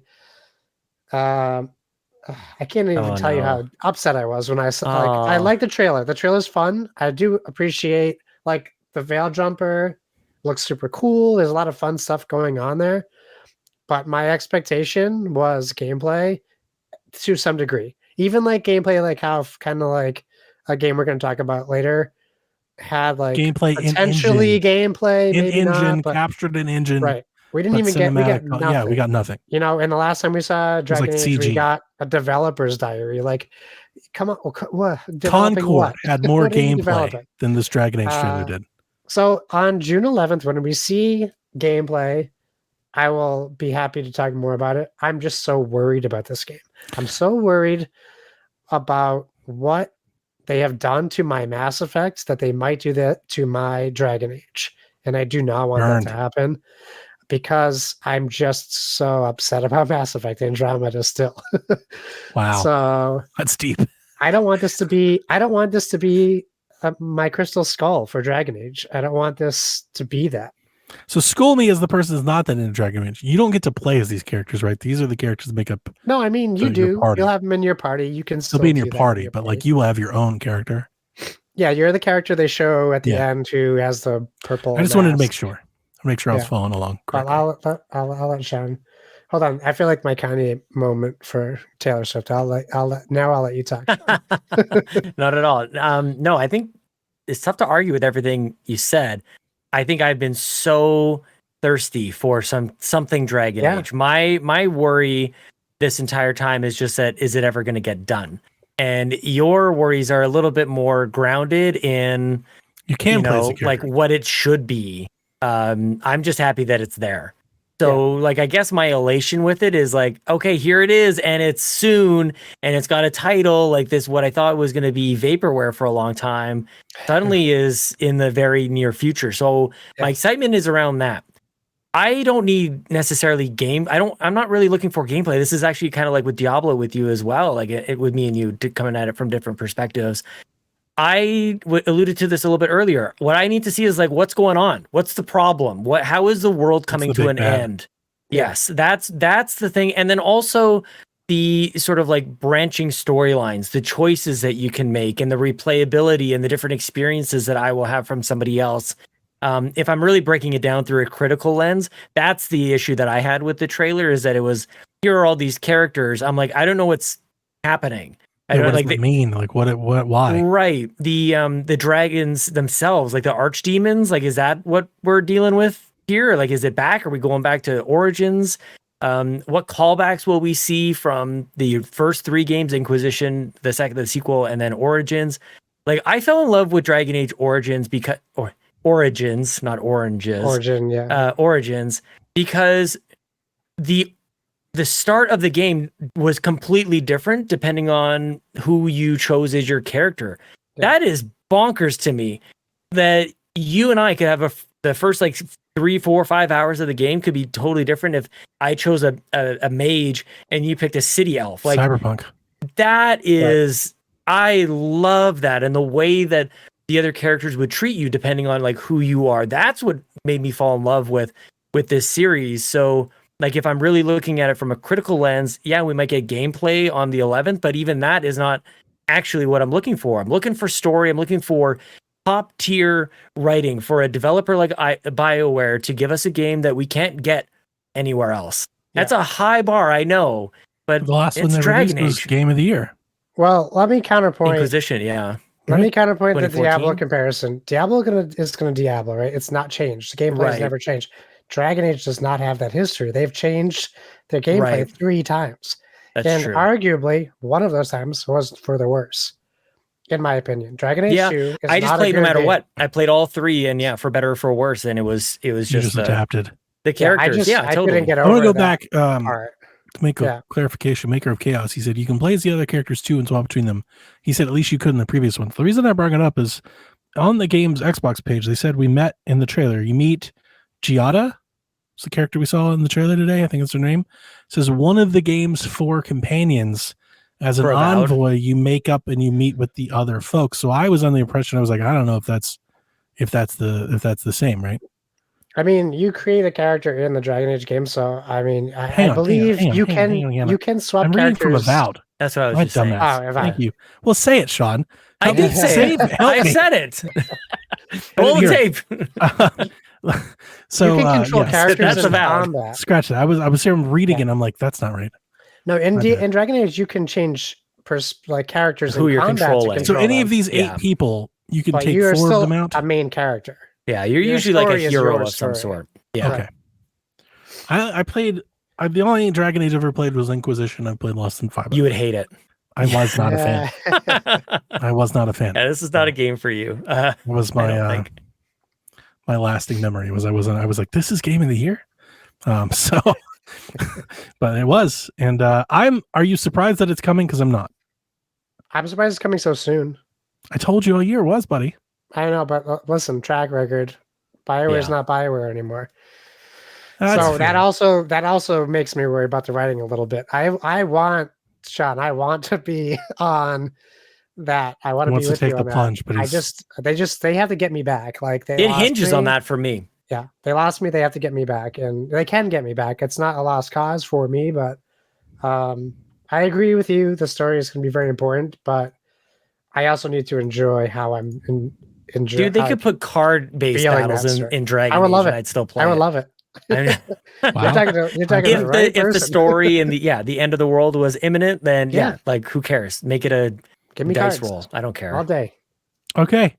Last couple ones for this year. Starfield. There's an update out today. So you can do let's see here.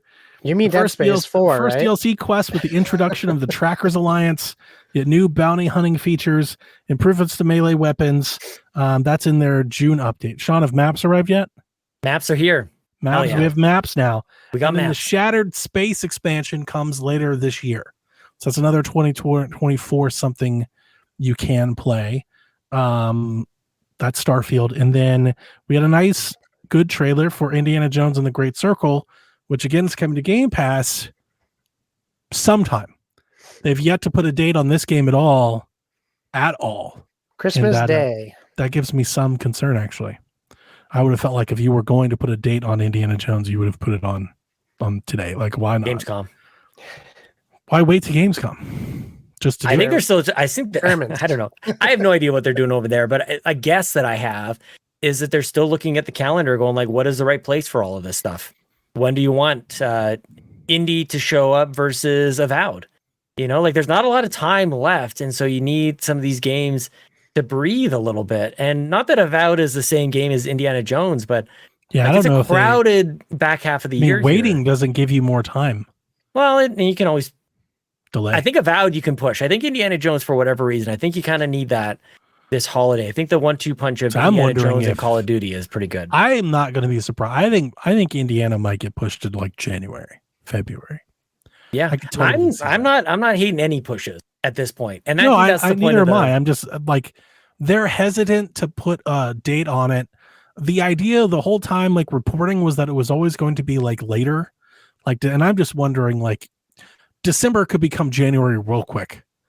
You know, December, Sure. like December, January, February. Where would you It's put all it? at the same time? If it can't make Black Friday, like if it can't be out in front of Black Friday, I would probably put it like late January. Yeah. I mean, I don't think it Assassin's does you Creed night like on the 19th. I don't think it does a whole lot of good putting Indiana Jones out like December 15th. Like the people are busy, they're going on things, like they're taking on, you know, like I don't know. I that might be old school. I still don't like, I wouldn't want to launch my game like right before Christmas. I don't know how much people are paying attention to games like Is globally, August but- too early at this point? Like if they had an announcement in the next couple of weeks and said, by the way, it's late August, is that weird? Like if they dated it then, or if they released Yeah. it then? No, it like came they out then? release it then. Like I love the way that you've laid out these notes. I'm assuming I don't think it's in the cards for something that early, or I think it'd be dated by now. I'm just looking for some like open space, really. Yeah, because, no, like, I honestly, you have I think it's things- between Avowed and the end of the year is the window for Indiana.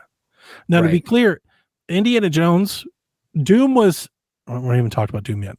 Oh, Indiana Jones spoilers. to this point is still PC and Xbox only, console exclusive. Yeah. Wondering if that has anything to do with it. Maybe they're thinking about changing that, and maybe that's why they're holding the date. That could be a part of it as well. I don't know.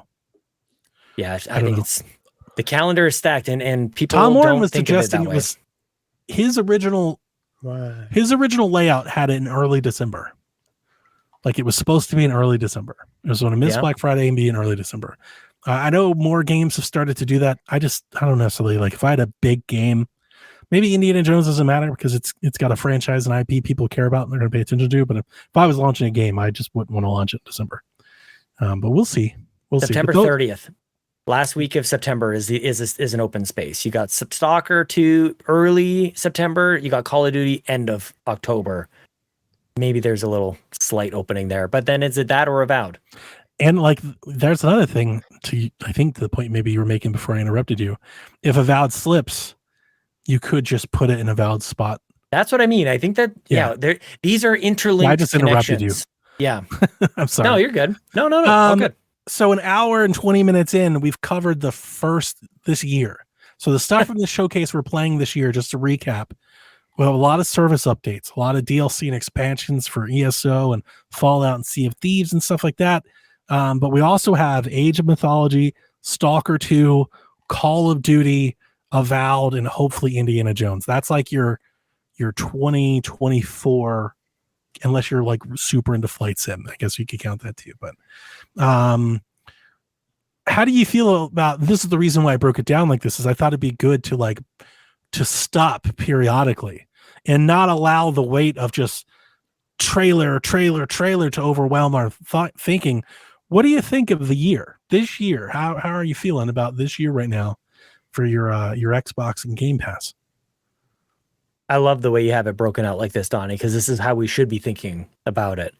It seems like we're going to be busy over the next little while. They have a lot of service games, which is not an epiphany, I understand, but like it's becoming more and more like with the inclusion of Call of Duty, and you see Fallout 76 and you see Diablo. I'm starting to wonder, do they need to start putting some DLC or expansions into Game Pass? Because like the majority of the 2024 lineup is asking Game Pass folks to pony up more money for expansions.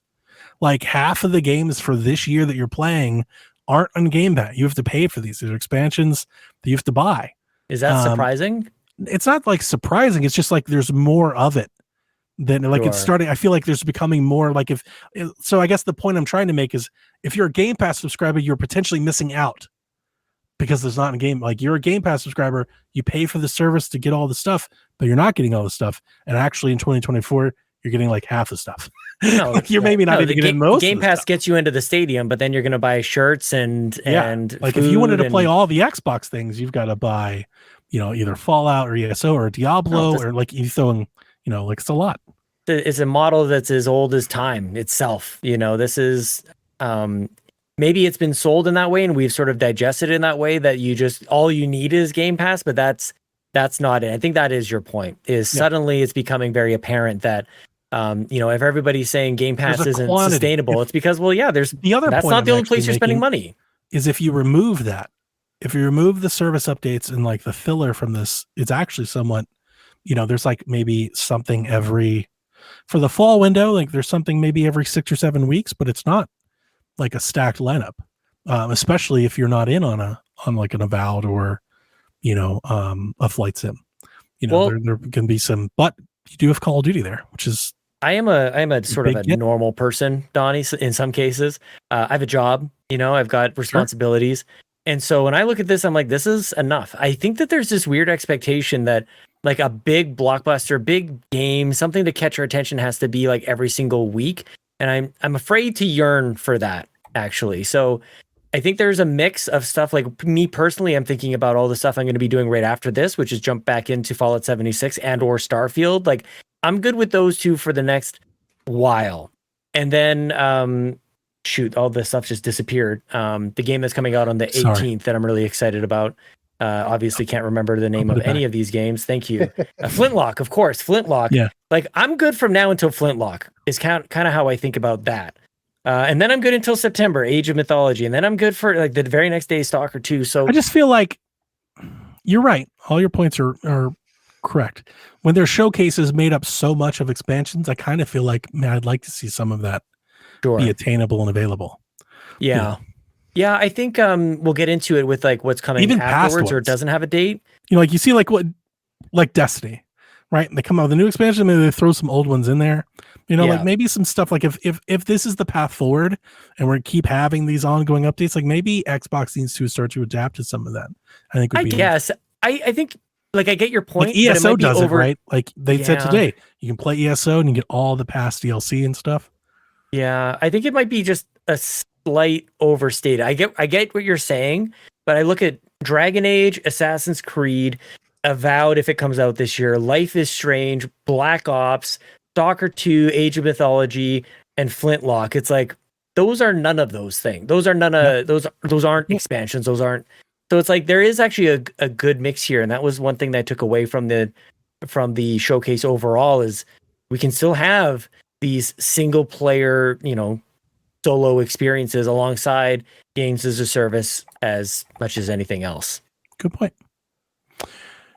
Before moving on to 2025, Xbox did have some hardware announcements. So they have the Series S, 1 terabyte in robot white for $350. The new Series X, all digital, all white, all digital, 1 terabyte model for $450. And the Series X 2 terabyte Galaxy Black Edition. This is like a speckled egg. It's got like green flakes all throughout it. This is a limited quantity special edition that you can purchase for $600. And when I say I use the word egregious, I thought that was an egregious ask. Personally, I didn't really like this hardware lineup at all. This was to probably be expected for me. If you listen to PSVG, I don't like the all digital X, period. Like, I just don't like the look of it. I don't think it's a good look. I think it's worse than white. The fact they made it white, I was like, this is worse. This is worse than it was. Agreed. But like the idea that it's the same size and everything just without the hard drive. I'm like, why? So I don't like it at all. I understand that the storage is what it is. It's almost like it's almost like they're going the opposite with the price, where I think they should be trying to make these things cheaper, not make it more expensive. And then the Galaxy Black Edition, egregiously expensive. Asking somebody to pay $600 for an Xbox is crazy right now. To me, in my mind. Anyways, what did you guys? It's a special edition though, Donnie. You're right. It's special and it's got 2 terabyte. Look, I'm not gonna buy it. Like I've got my Series X. I think to your point, you're trying to aren't you trying to welcome in more people in Xbox? So how are you doing Call that of with Duty the more and expensive? Avowed and Indiana Jones? Here's 600. Like, get the fuck out of here. Yeah. Even honestly, even an all white, all digital 450 seems way too high. Like 350, like 450. I don't know. Like I just. It's it's interesting because they've almost painted themselves into a corner with all these different SKUs. The Series S is causing them all sorts of trouble, and not on the performance front like everybody else is saying. I think it's mostly on the pricing point. Now the 1 terabyte Series S at $349, you can't make a Series X $399, right? Because the Series S is like it makes no sense to have the Series S unless you're dropping that price down. I was hoping they were. I do the was rest. hoping that they were cutting prices. Their prices you'd have to do the rest. They're regularly. You can regularly pick up a Series S for around $199 most days. That's like for a 512. That's the US kind of going rate, and storage is super cheap. It's like they're paying they're passing on a premium cost to us for upgraded SSDs. That's absurd. It is, yeah. Especially when they sell their expansion cards for so much like this. I just don't like the trend. Yeah, agreed. I think Series S should be $199. The all digital Series X should be like $299, and then at most the big Series X should be $399. Like the 2X should be $399. Like the fact that it's $600, not even $500, $600 blows my mind. That's crazy. I didn't. Of all the announcements today, actually, that might be the one I dislike the most, was the hardware announcements. Agreed. I also generally don't like the look of either one of them. The speckled controller is ugly as all hell, and the all-white Series S is incredibly plain. For whatever reason, when you take that console, the Series X, a console I love the design, it's very utilitarian, and you put it in all white, and you take away the disk drive, it is literally a white rectangle. That is the only, like, they didn't do anything to it. They gave it no design, no pizzazz, no pop of color. Make the logo a color, like do something. Like they did nothing. It looks so incredibly plain, like, and mundane. I wasn't a fan. Yeah, no disagreement there. Okay, so let's move on to 2025, which honestly I think is where the excitement is. So looking forward to next year, a premise Xbox fans have all but known and adapted for many years now. The first game I have up is Fable, which of course is coming to Game Pass. In the trailer, we meet Humphrey, Albion's once greatest hero, but those glory days are long gone as he's in retirement. But he'll be forced to come out of retirement when a mysterious figure from his past threatens the very existence of Albion. Playground Games, and this comes from the blog post, has also confirmed his collaboration with Eidos Montreal, who's helping them develop the game.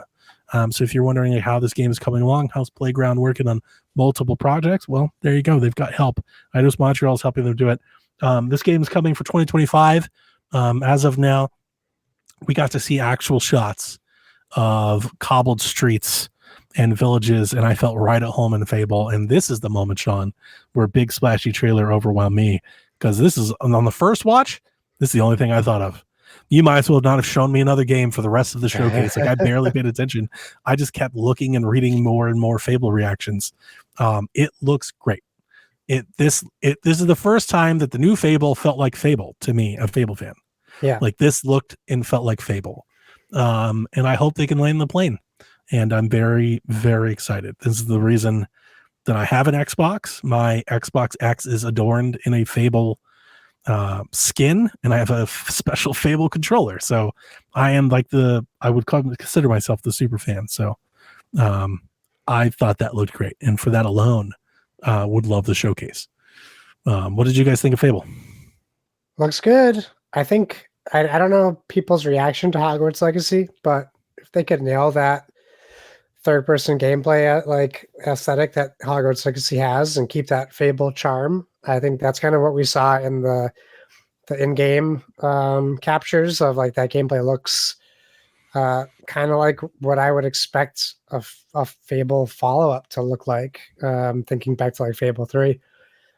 But really where Fable lands is in that very crass British humor.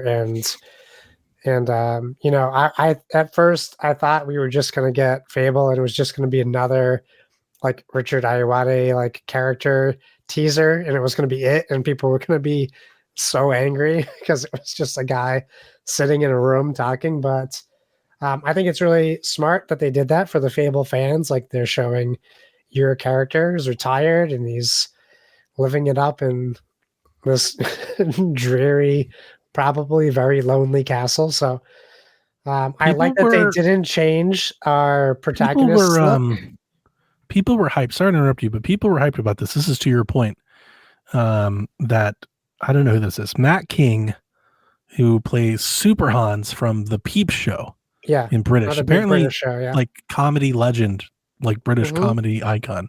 So that was in the trailer and people were hyped. I was like, whatever that means. I don't know what that means, but the people that know, they think that's a big deal. So that's awesome.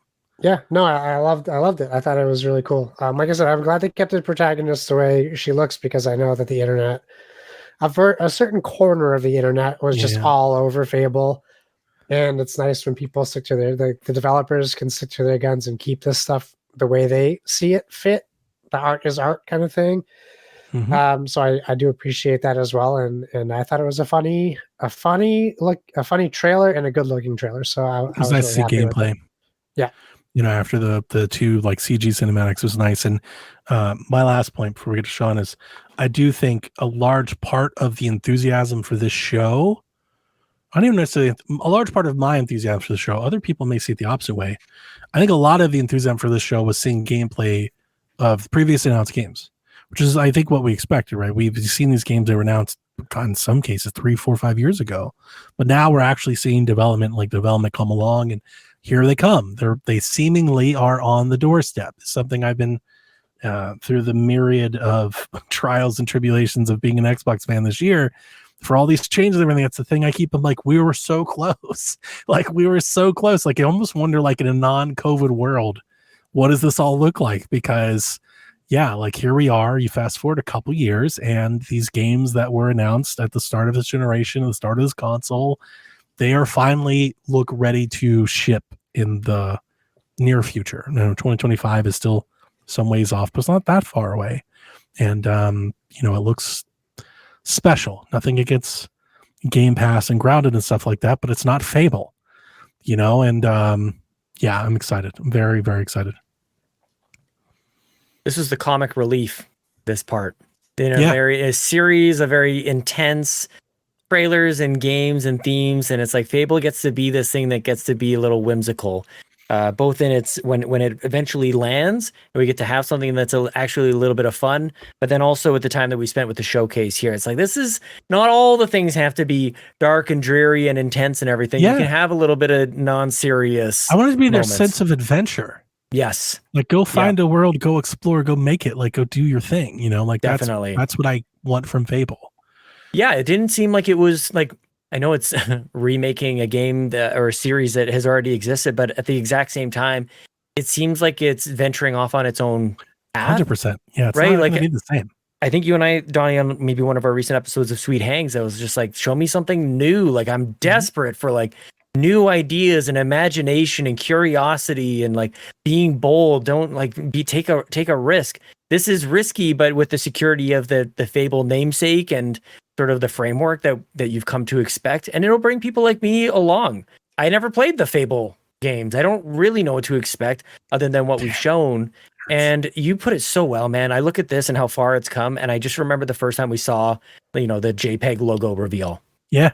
That's all we got. And it's like, man, maybe part of it's just you and I have been like, and Josh too, like, we've all been doing this for so long, like entire game development cycles. It honestly feels like they got together in a room and they were like, we want to make a Fable. And they're like, great, let's announce it today. Totally. Yeah. It's like they had nothing to announce. And it was their position Their positioning, it was like they just had to do, because if they had come out and just talked about the games that were coming out soon, it might have tanked the whole company, because there wasn't. Like Halo was going to get delayed, Starfield was going to get delayed. Like there just wasn't. So they were trying to throw things out, and it looks like, at least for now, they've started to, I guess, get over that hump, and they can start talking about things that are coming soon. Things This are is coming what we've been waiting in the for. near term, and then they can pick and choose when they want to unveil things, as opposed to almost it being forced, like it forcing their hand. Okay, the next game we're going to talk about is Doom: The Dark Ages, coming from id. This is coming to Game Pass. It's also coming to PlayStation 5. This is a prequel to Doom. Doom: The Dark Ages put players behind the visor of the mighty Slayer as they battled demonic hordes in a grounded, hard-hitting combat inside an epic cinematic tale of gods, kings, and monsters. Supplementing his superhuman skills and over-the-top arsenal, the Slayer will call upon the colossal Atlan mech to brawl with titanic beasts and retake the skies aboard his ferocious steed, a jet-fueled cybernetic war dragon. Don your shotgun, shield saw, and flail and charge into battle headfirst in 2025. Ladies and gentlemen, the game of show for me was by far and away Doom: The Dark Hell Ages. yeah. Doom looked fucking incredible. Yes. He was chomping up skulls and shooting at people. He's got a mace. His fucking shield has chainsaw, and you can throw it. You can Thor that motherfucker's your boomstick and thing. Like, dude, Doom looked incredible. It looked great. When Doom 2016 was first revealed, it was like, holy shit. It today. Yeah. Like, how did they come up with this? This is an imagination in game form. This is just like, what if they did this and they made it happen? Holy crap. But it also seemed like between that and then Eternal, like, what else could they do in this world? Clearly that's all that they could do. And it's like, no, not at all. Yeah. There is so much more, and still feels like Doom. Yeah. Celebrate the violence and the ridiculous over the top nature of the movement and the guns. It's like Doom Primal. Yes. Yeah, basically, right? There's just this primal is such a good you word. feel like prehistoric, and you have like the ancient shotgun. Right. It's like before technology. Exactly. Don your ancient shotgun and shield, Slayer. But it's sort of like, I don't know if this analogy will make any sort of sense at all, but like, you know, when like Korn first came out and they were like raunchy and hardcore, and then they got like kind of radio friendly, you know, and people say they sold out and whatever. Like, Doom is not selling out based on what I've just seen here. Like, it's still true to itself. It's so violent and brutal, visceral, all the words. Yes, they did it. They had a game reveal today that still had my jaw dropped at just how violent and crazy and over the top it was. It looked great. Any thoughts about it being multi-platform? Who cares? Let everybody play. Yeah, I mean, I think Doom is one of those. Doom has literally been on everything. Yeah. Doom, I think, has been on toasters. Like, we make joke, but I actually think there is a toaster that can play Doom. Xbox has a toaster too. Yeah, so like it feels weird to like gatekeep Doom. Yeah, that's not a thing. That shouldn't be a thing. Mm-hmm. The next game, dated for 2025, is South of Midnight, which got a gameplay trailer. It's coming to Game Pass. And the blurbs that I took down is: following a Category 5 hurricane, Hazel has lost her mother, but gained a once dormant powers of weaving. The magical ability allows her to rework the tapestry of energy. A world built to deliver Compulsion's carefully crafted story, but with the opportunity to still find things like currency and upgrades and other things off the beaten path. They also talked about like there'll be multiple regions. Every region will have its own biome, and each region will be a reflection of the South's wildly varied landscapes. And they're all inspired by real world locations. And like the lore, the monsters that you fight, like we saw the Tim, two-eyed, the alligator or whatever. That is like a deep south. Two-toed Tim. That's a deep south like fable, like folktale. So I thought South of Midnight looked incredible. A lot of the Discord did too. A lot of the Discord immediately went to Kenna. I think that's probably fitting. And especially the gameplay sections they showed off that looked kind of similar. I would say that I thought the production, I just really like the style, maybe even more. The style in the world when Hazel's running around was really catching. Yeah. When I watched it live, the cutscenes seemed to be kind of choppy. When I watched it afterwards, it was better, but it's still there. It has this almost stop motion look to it, and I'm wondering if it's intentional. Yeah, it definitely is intentional. It's intentional, like that's the way it's going to be, or do you think it gets cleaned up? Oh, I think if you're talking about the combat wise, then no, I don't think that is No. I'm just the cutscenes, the like animation, the voiceover, the animation, like it kind of has like this stop motion look. Yeah. Yeah, it's kind of like, did you play Lost in Random that came out last year, 2 years ago? Yeah, Very good call. like Good they're point. trying to get that Coraline, Yeah, Nightmare Before Christmas vibe, which I really dig. I think that's really cool.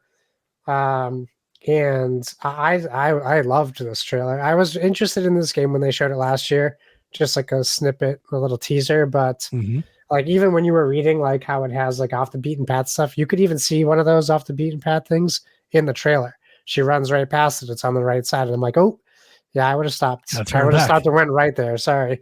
It looks great. I really think the combat was fun looking. I really like the traversal, and like you could see when she's traversing in the air, like I was like, well, how are you gonna know when to do that? But you could see that there were birds like flying as well while she was doing it. So it's kind of like telling you that you can do that as well. So I think I saw a lot of really like neat and like interesting gameplay elements that we haven't seen in games for a little bit. Maybe even what like Forsaken was trying to do. So I hope it has a better like takeoff than that. But from what we saw, combat looks like fluid, and it's a significant leg up from anything Compulsion's ever done. Yeah, it looks no great. doubt. I just hope that I hope that when we get it, that it's at this standard of this trailer, because I think this trailer was great and made me very excited to play it. I agree.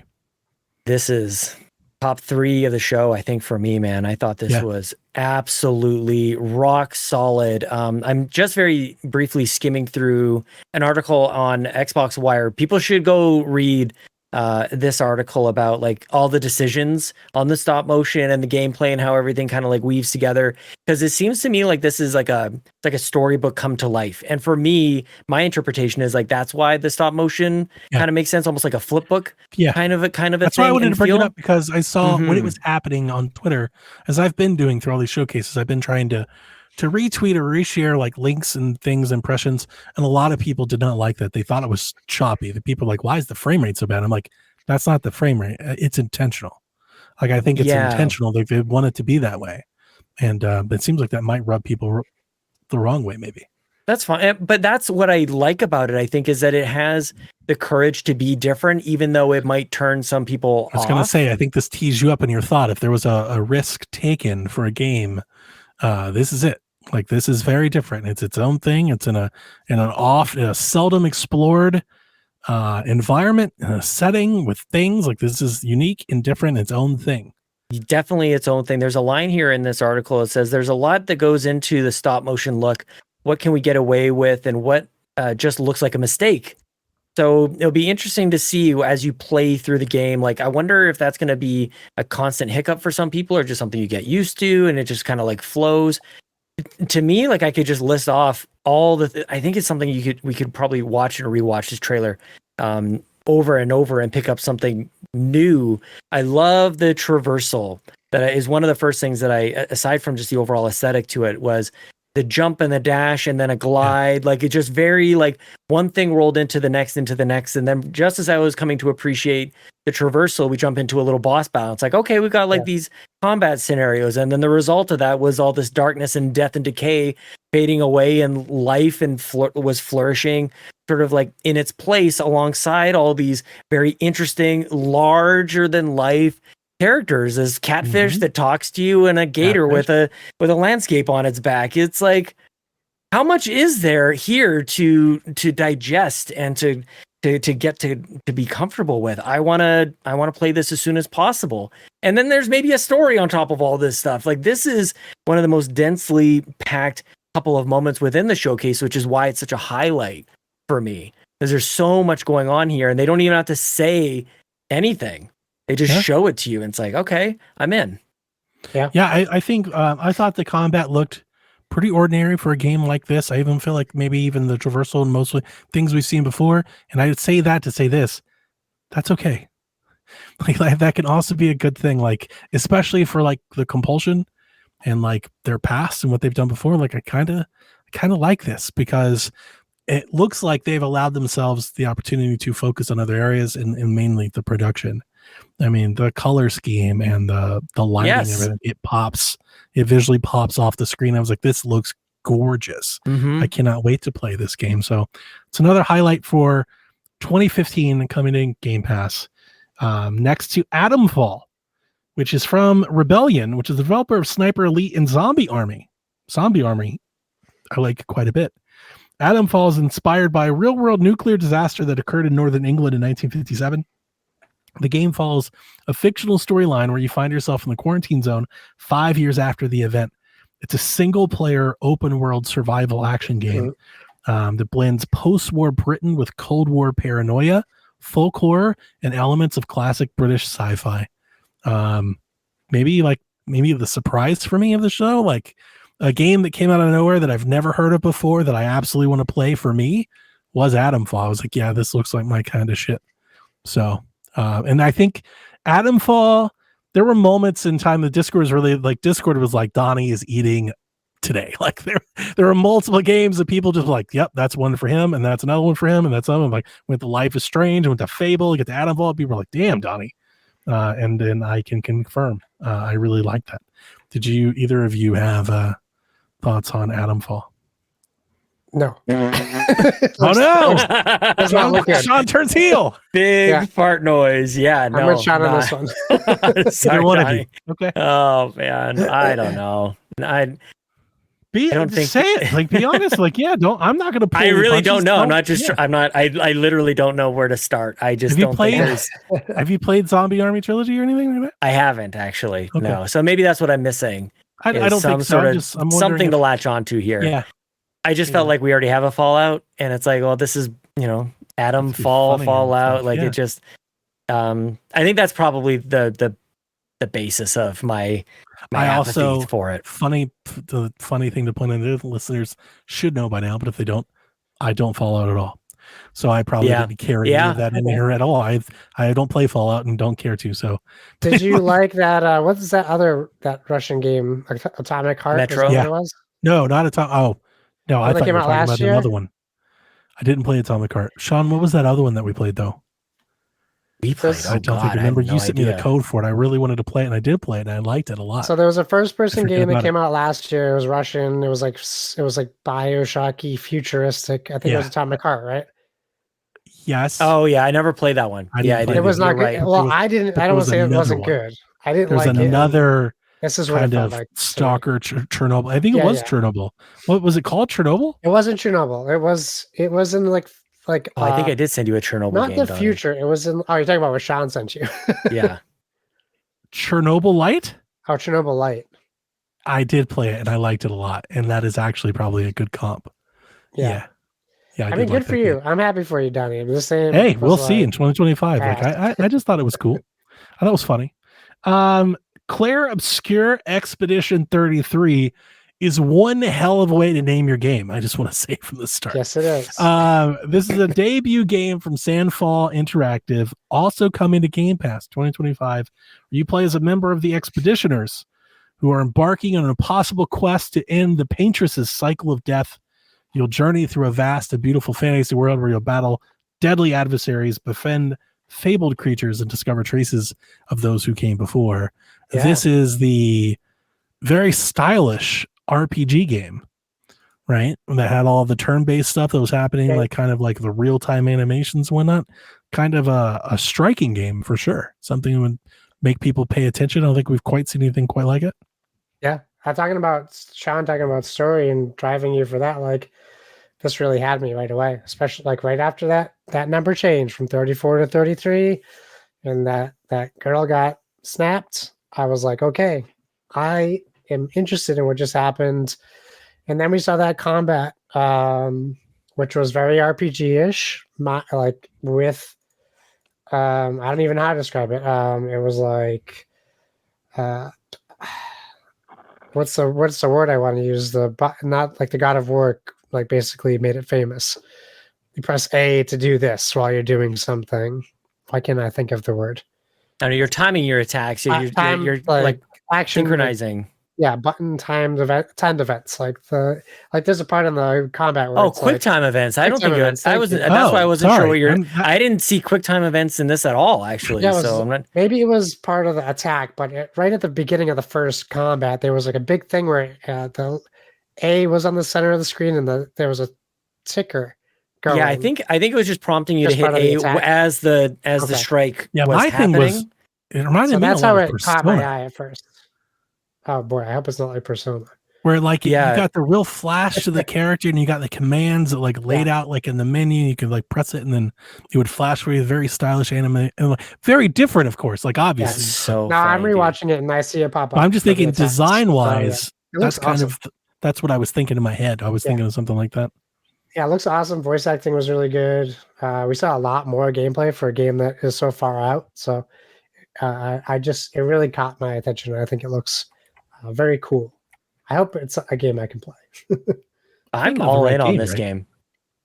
I am completely in on this game. And this is one of a few that look like, we're using the 12 teraflops in the Series X. Like it looked really, really nice, very sharp, like something I hadn't really seen before. I think this is going to be an RPG though, guys. I think, I don't know if we've got that. So just in case anybody's not really here for RPGs, I think that's what we're in for with it. But yeah. That was Donnie, me when I was watching, and I was like, I don't really care. Yeah, that combat is RPG for sure. Yeah. That's why I was thinking, it's not just that's why I was thinking Persona, but like I just pulled up a screenshot of like all the command tags and the menus, the pop up of the character. I'm like, that's very Persona-ish. Like that's kind of how Persona is. It's just in a fantasy land. It's like a different palette. I think it's going to be more at real time than like Persona is turn based. Every character gets its turn to attack. I think this looks a little bit more fluid than that. And that's why more action jumped RPG out to me. Action RPG for sure. Yeah. Yeah. So it's interesting. Like the three of us look at it and see three different, styles of combat. And it's like, it could be this, it could be this. So maybe there's, one of us is right, or maybe none of us are right. Who knows? I might be wanting this to be true. But you do get the time Odyssey defense that I see with Josh. You see the menus, and you got to do the attacks. I think the party. The party system like that. The party looks to be taking turns, but I'm wondering if there's a timing mechanic for when each character gets to attack. But they in the trailer, at least I'm looking, they appear to be taking turns. They're not like attacking together. It doesn't look like you have free control. It's not like a Xenoblade. Maybe it's not. It's something like that. Oh, it is Xenoblade. Yeah. Well, it's got us talking. Oh, so I see what you're saying. Yeah, I see what you mean with it. Yeah, maybe it is turn based. Yeah, but then you're using the synchronized attack, like the I would call it turn bonus. It's like turn based. Yeah, maybe it is. That's what I would call it turn based. Oh, you're probably right. But like you see the character, like the party on the side and the bottom. I'm wondering if they have like a rotation, like a speed. That like doesn't ruin it for me. Yep. Yeah, no, this still looks good. Order, yeah. Okay. Okay. That's more. I definitely have to watch that more than once. The game is very stylish. I think it looks very good. Not for me, but looks very good. And I think to your point, Sean, it looks like a big game. Again, the production quality throughout this entire showcase was really high. Yeah. Wu Chang Fallen Feathers is a Souls-like set in the late Ming Dynasty. Step into the dark and tumultuous land of Shu in Wu Chang Fallen Feathers, Souls-like action RPG coming to Game Pass 2025. Mm-hmm. Yeah. Any thoughts? No. We'll move on to the next one. I'm kind of the same with you. Obviously, you guys know I wasn't studying that one too much. Yeah. So honestly, the only one that I didn't like out of all of this was Adamfall. I think like I'm here for pretty much everything on this list, Donnie. Like I think this game also looked very cool. Coming to Game Pass in 2025. I still in my mind can play Souls-like games, even though you watch me play Elden Ring. I'm not good at it. Yeah, dude, face, he just bodied you something hard. I love the night I watched Sean play Dark Souls, where I just like, I was on his stream just criticizing him the entire time. Yeah. Like, Sean, why is he stomping on your face? Do something. It's just a game, man. Yeah. I'm trying my best. I thought it looked cool, but we can certainly move on for sure. Coming from Beethoven and Dinosaur, the creators of The Artful Escape, again, a return for a developer into Game Pass, is Mixtape, where on their last night of high school, 3 friends embark on one more adventure together. En route to their final party, a perfectly curated playlist draws them into a dreamlike reenactment of their formative memories together, featuring music from Devo, Roxy Music, Lush, The Smashing Pumpkins, Iggy Pop. Who's this? Susie and the Banshees. Susie and the Banshees, and Joy Division, and more. Mixtape effectively blends gameplay with narrative and music. I'm all in on this game. Same. 100% from the moment I saw it. I was like, awesome. Can't wait. Breakfast Club game. I don't know Susie and the Banshees, but I definitely know Smashing Pumpkins, Iggy Pop, and Joy Division. So I'm here. You know them. You just don't know them by name. You'll know their music. Well, I listen to Joy Division on the regular, so I was like, fuck yeah. Dude, you had me at mini disc player right at the start. I'm like, I'm in. I also really love The Artful Escape. I remember playing in when my cat Kirby died, and it was like kind of a really great experience to have at the moment. So and this looked, almost like a Life is Strange-esque, definitely that coming of age story. Like this looked right again to the Discord. They were like, Donnie's eating good. This was one of those Donnie games that came through, and I was like, fuck yeah, sounds great. It also has one of those very close to stop motion animation looks to the characters too. Yeah. So another cool looking game. The other game that we got in this showcase was a game called Mecha Break, which we've seen a few times now in the showcase season. This is a multiplayer Gundam game. This game launches in 2025. However, there is a closed beta coming to Xbox this August where you can play 6v6 Gundam battles if you care.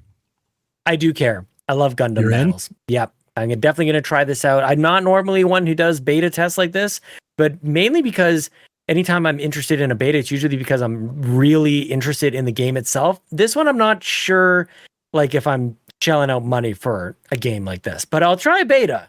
It's kind of like where I'm the multiplayer focus slews. I'm like, I'll just play. I'm good for that. Yeah, yeah. I know you. Yeah, I'm just it's me for me. I'm the opposite. Just can't. Other trailers we saw that were dated, or at least we think are dated for 2025. Winter Burrow, which I just call it Mouse Game. Yep. This is the mouse game where you're like making your own burrow and you come out to the snow and everything. This is coming to Game Pass in early 2025. I will absolutely play that game. 100%. Yeah, same here. My favorite thing about Game Pass is give me as many of these sort of games as possible. Yes. We also got a trailer for Metal Gear Solid Delta. Yeah, we did. Which I was really counting on being this year, and it looks like it's no way at all shipping this year whatsoever. There is no date for it in the trailer. There's no date for it in the blog. There's no date for it in the website. I am now assuming until confirmation that this game has been delayed indefinitely. And that bums me out because I was really thinking like there was this picture in my head, not that I was going to play all these games, this picture in my head, Call of Duty, Metal Gear, Assassin's Creed, Dragon Age, like this fall is really shaping up to be pretty grand. And now Metal Gear leaves. And I'm like, okay, well, now it doesn't seem that grand anymore. Fragpunk was the definite low light of the show for me. Really? This is I don't know. I didn't write any notes. I just wrote the name. If anybody's listening, I just wrote Fragpunk. That's how little I cared about the game. It's some live shooter, card-based team shooter. Card-based. There you go. Do you guys care about Fragpunk? Shocking that Donnie's skipping over it like this. When you say it like that. I was like, yeah. That was my bathroom break. I saw that and I was like, oof. I was like, who paid you to put this in here? Like, why is this cool? That's the thing about the showcase overall is like that stands out. Like it doesn't, like maybe you're right, Don, like doesn't really belong, if that makes sense. Like I don't want to tear it down. No, it was way out of left field. That was a summer Game Fest game. That should have been in Achilles for sure. like that shouldn't have been here. If we're gonna throw out slams, I'll say it looks more like a game that Ubisoft would put out and abandon 3 months into development. Into release. Well, that's fair. They've earned it. They've earned that. So, okay, let's check out our game. Again, we stopped putting that doing this in groups. 2025, as currently dated, is shaping up to be Fable, Doom, South of Midnight, Yes. Atomfall, No. Expedition 33, Yes. Wu Chang, Yes. Mixtape, Yes. Metal Gear Solid, amongst others. Yeah. How do you 2025 looks good, man. 2025 looks great, doesn't it? Like next year, I hate to say it because, God, it feels like I know, we've been we saying always this say it. forever. But like, there's a difference this year, right? Like this, I think this feels believable in a way that maybe previous years. Like I don't feel like all of these are gonna get delayed. I think it discounts 2024 almost too much, which is odd because like I think you're one of the only people who are rightfully celebrating 2024 for what it is. Like everybody's been poo-pooing, oh, this isn't going to be like that interesting a year. I think this year's been great for games. If you look at the totality, this year yes, is pretty damn stocked. Pretty good. What we've gotten so far and what we're looking forward to for the rest of the year, pretty good. So you're right to say 2025 is looking very good, but I wouldn't necessarily say like we've got to wait until then for things to start looking up.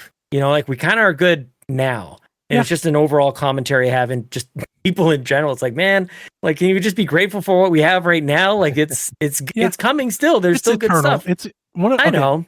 One of my favorite things that I've ever come across in like gaming coverage or journalism is Kyle Bossman. He did a video years ago at this point. I have no idea how far you may have to find it. You may have to go back to game trailers, whatever. He did one of his little, he does like these little segments where he'll get on a topic and talk about it for like 50 minutes. He did one of these called the power of the unannounced game. Yeah. And the power that holding an announcement, like a game loses so much care and wherewithal once you put it out and it's known. Yes. And it's one of the best commentaries in video game I think I've ever. I'm like, he's 100% right here. And it is just, it's eternal. Gamers will always look ahead. They always live in the future. They want to know what's coming down the pike. They want to uncover all the secrets and everything. And unfortunately, you're right. This year's been great and it should be celebrated as such, but next year looks better. And I think for a lot of people, they're going to look at next year and they're going to go fuck Fable and Doom and they're going to think that's better. Maybe. I think Doom and Fable are definitely going to hit. Doom, Fable, and South of Midnight, I think, all hit next year. I feel almost very confident saying that. They've been in development a very long time. And Avowed and Indiana Jones. So, well, those might be next year. Those are going to be great next year, too.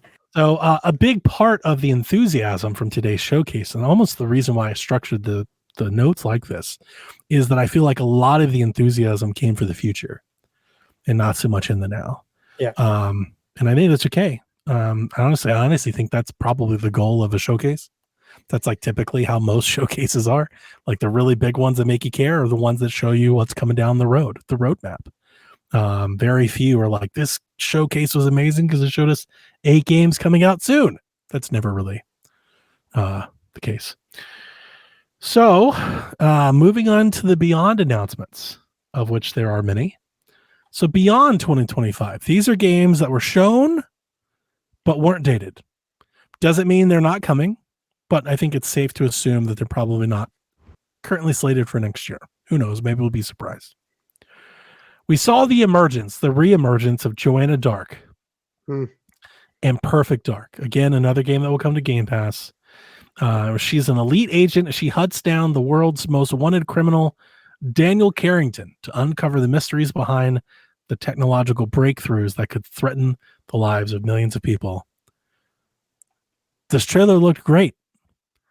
I was surprised that it seems to be more stealth-based than first-person shooter. There's definitely first-person shooting. But when the game was originally greenlit, I kind of thought that they were going to make, Perfect Dark. And this is honestly like Deus Ex. That's exactly what I said. It was Deus Ex. And I love that. As somebody who loves Deus Ex. Yep. I love that. And I think it's raised my enthusiasm for it. I thought the game looked good. I'm interested in knowing like why it didn't get dated at all based on what they've shown. Because they showed you literally everything they have developed for the game. There's a part of that. That's all we got. That might be the case. And I'm being like slightly facetious there. Like, yeah, same. Based on what they showed, the idea that this game is 2+ years away from releasing is strange. Yeah. That's a little strange. because this was a worthwhile gameplay demonstration. It reminded me a lot of Deus Ex, of Killzone, with the HUD and the UI and everything. It almost felt very like almost like a Ubisoft game. You know, like I've seen games like this before. It was very impressive. And if they land the story, this could be a big action adventure game for Game Pass and for the platform for sure. Yeah. But it still, remains to be seen. We'll see. It's so far off, I guess. Part of the statement, man. When I talk about this showcase being a statement, it's like, yeah, this game you all are joking about, everybody's making fun of and taking, poking at the initiative and what a joke this all is.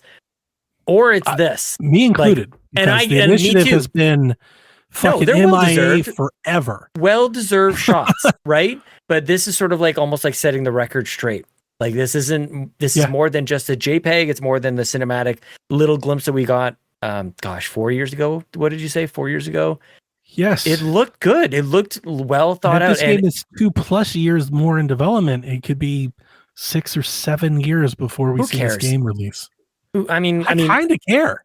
I feel like I kind of care. That's I'm trying to. I know, but I'm also trying to because that narrative gets baked into opinions of the game when it's done, and it's like it actually doesn't. In my mind, it doesn't matter. The game is what the game is. Like they could be working on this for 30 years for all I know. Like it just what matters is when it comes out and we play it. Is it good or do we enjoy it or do we not enjoy it? Like weighing in on how many millions of dollars were spent on it, like it doesn't impact me at all.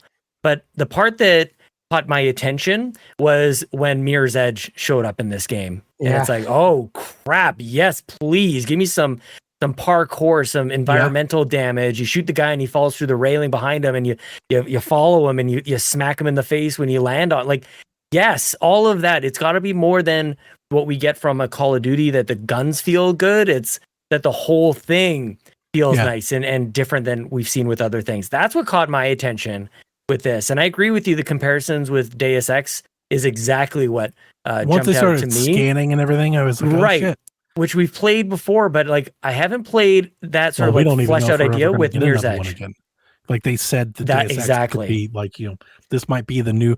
If this is the new Deus Ex, what a huge thing. Like, what if this was like wasn't the future it? Was it Eidos Montreal that did Deus Ex? They're helping out with Fable, of course. But yeah, you've got Crystal Dynamics here, another previously Square Enix developer doing a Deus Ex-esque kind of game. I think that's really cool. Those comparisons are there. It's the Mirror's Edge part is the parkour stuff, the fluid reversal. Yeah, that's running along things, climbing pipes, jump through the windows, 100% there. Yeah, because you want to, like, you're playing Joanna Dark, like that's a big deal of this, and like if you're just gonna be staring down the barrel of a gun, then like who cares? But she can do this stuff. She's acrobatic. She's got more than just shooting and gadgets. Time and place. Yeah. Right. When they announced Perfect Dark coming back, I was thinking shooter, service game, multiplayer. Like I was thinking Perfect Dark, and I knew that they wanted to tell a story, but I still thought we were thinking Doom, Halo. Like this was going to be, and this isn't. Like you still have shooting, but these are not the same things. But like the objective-based missions is kind of what I'm hoping comes back. I love that about GoldenEye and the original Perfect Dark. Like this is more. It's like not that. just like finding the red key and getting to the elevator at the end. It's these various things you've got to wander around and find the best path and don't get caught and don't trip the alarm and all these different things. I can't believe we don't have more of that in first-person shooters. That style of, I don't know what else it's called, but like objective-based mission structure. Yeah, totally. Yeah. So like glad it's alive, glad it's still there, and we can maybe, not joke about it so much and maybe actually look forward to it. I'm not trying to dismiss people waiting for it. I want games today. I'm not trying to dismiss that at all, but I just keep seeing, Hellblade is another example of this. It was in development for so long, and that weighs in on people's enjoyment of the game, and I think that's well, it didn't for me. Hellblade is still my favorite game. Same here. Same note. Obviously, me too. And I don't think it really does, but it weighs on me in these moments in podcasts about showcases and trailers. Right. I think it's totally fair to bring it up and talk about it now. Like, it would be very exciting if Gears or Perfect Dark was next year. Right. Yeah, and I personally was kind of hoping that either one of those games were further in development. Yeah. You know, it's just, and it is, there is the moment where we have to stop and talk about the showcase as it is, like in a vacuum. And then we also have to talk about the showcase, understanding where Xbox is, right? And there's a part of me that just wishes some of these projects were a little further along. Yep. But it doesn't hold back. Like I said, it doesn't hold back from the fact that I was very impressed by the trailer. I thought it looked great. For sure. Any other thoughts, Josh? No, you guys nailed it. I think just it's like a blend of all these different styles of games that we kind of all it really love, is. but it really leans into this spy. There's a greater like threat than you could have imagined, and how are you as one person going to stop it? Like Sean nailed it, like that Mirror's Edge look, that moment where it just goes from like what you know of this game to what you don't expect is just kind of a big moment in that trailer. Yeah, I didn't even mention that. Yeah, that twist at the end really set that trailer off in a whole different direction. Yeah, you know, because at first it's very I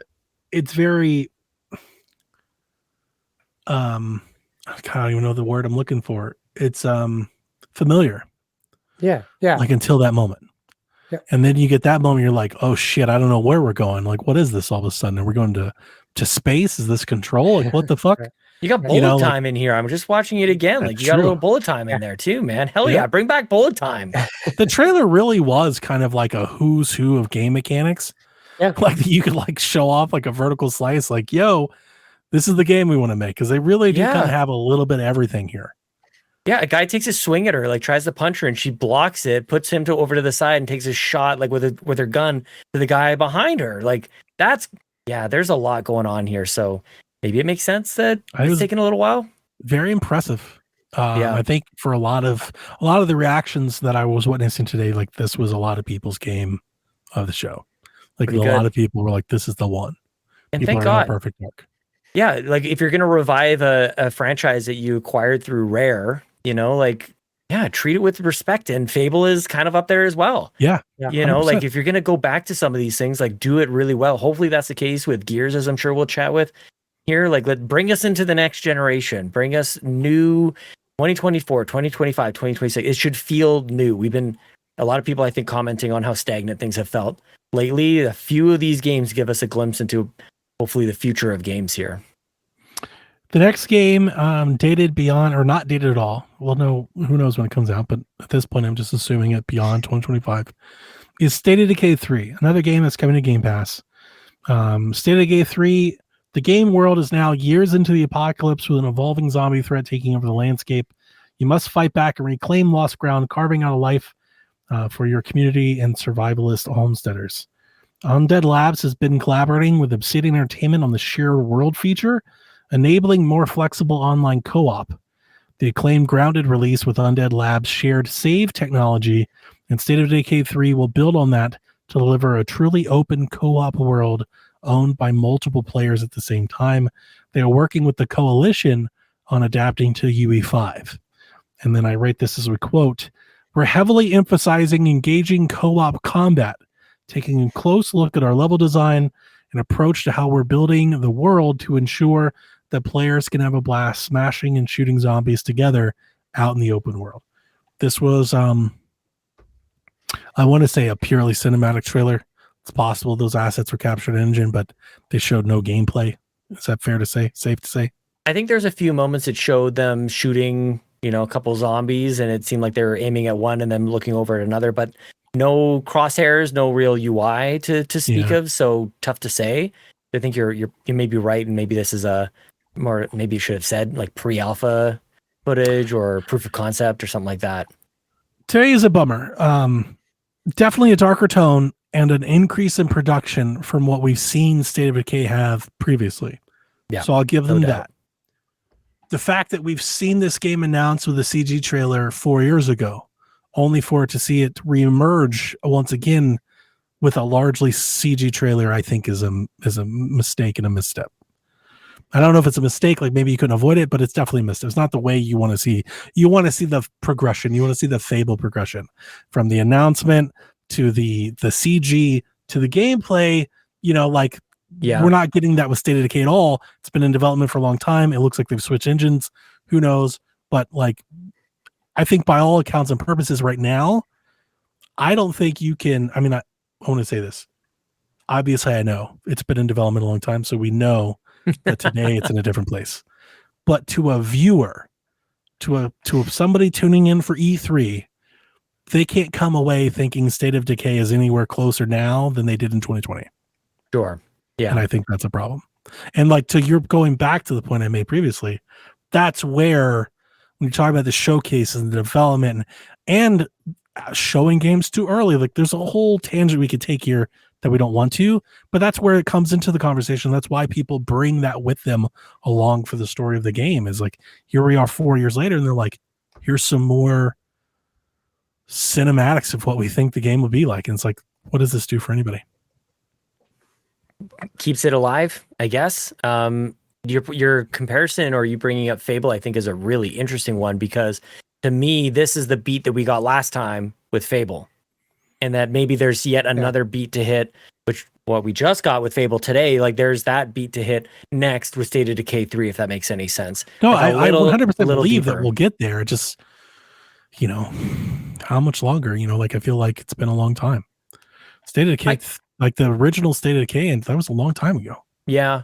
I mean, like, I love the way you've broken out the notes, and I think the answer is within the way you've broken it out. Like, do you need this in 2025? Do you need a date for 2025, given what we just said? 2025 looks great. The State of Decay player to begin with, so right. I don't need it at all. But the same point, it's a part of their showcase. It's a part of their offering, and I'm wondering if, to me, and I hate grading marketing.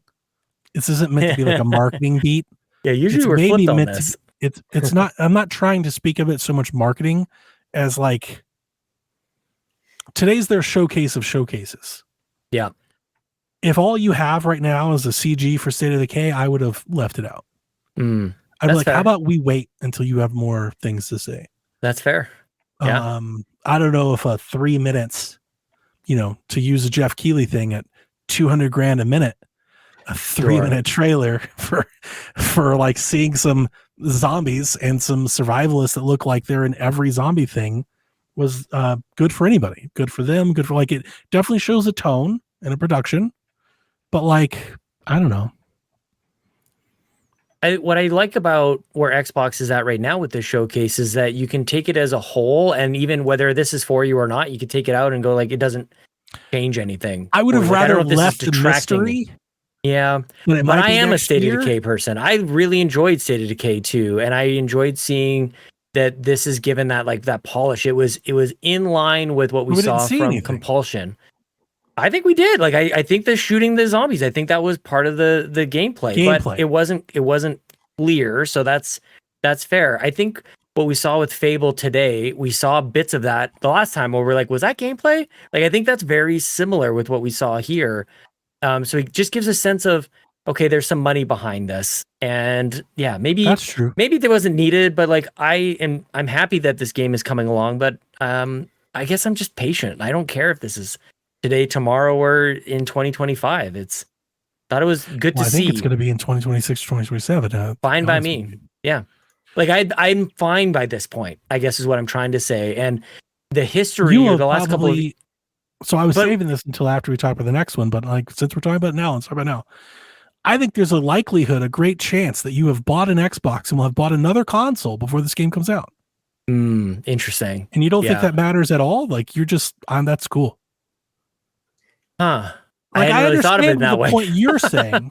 Yeah. But like, when you show games at showcases and you tempt people to buy your console, I think there comes with an expectation that you will get those. Now, I understand all things happen, delays are things, and I'm not telling them to rush it out.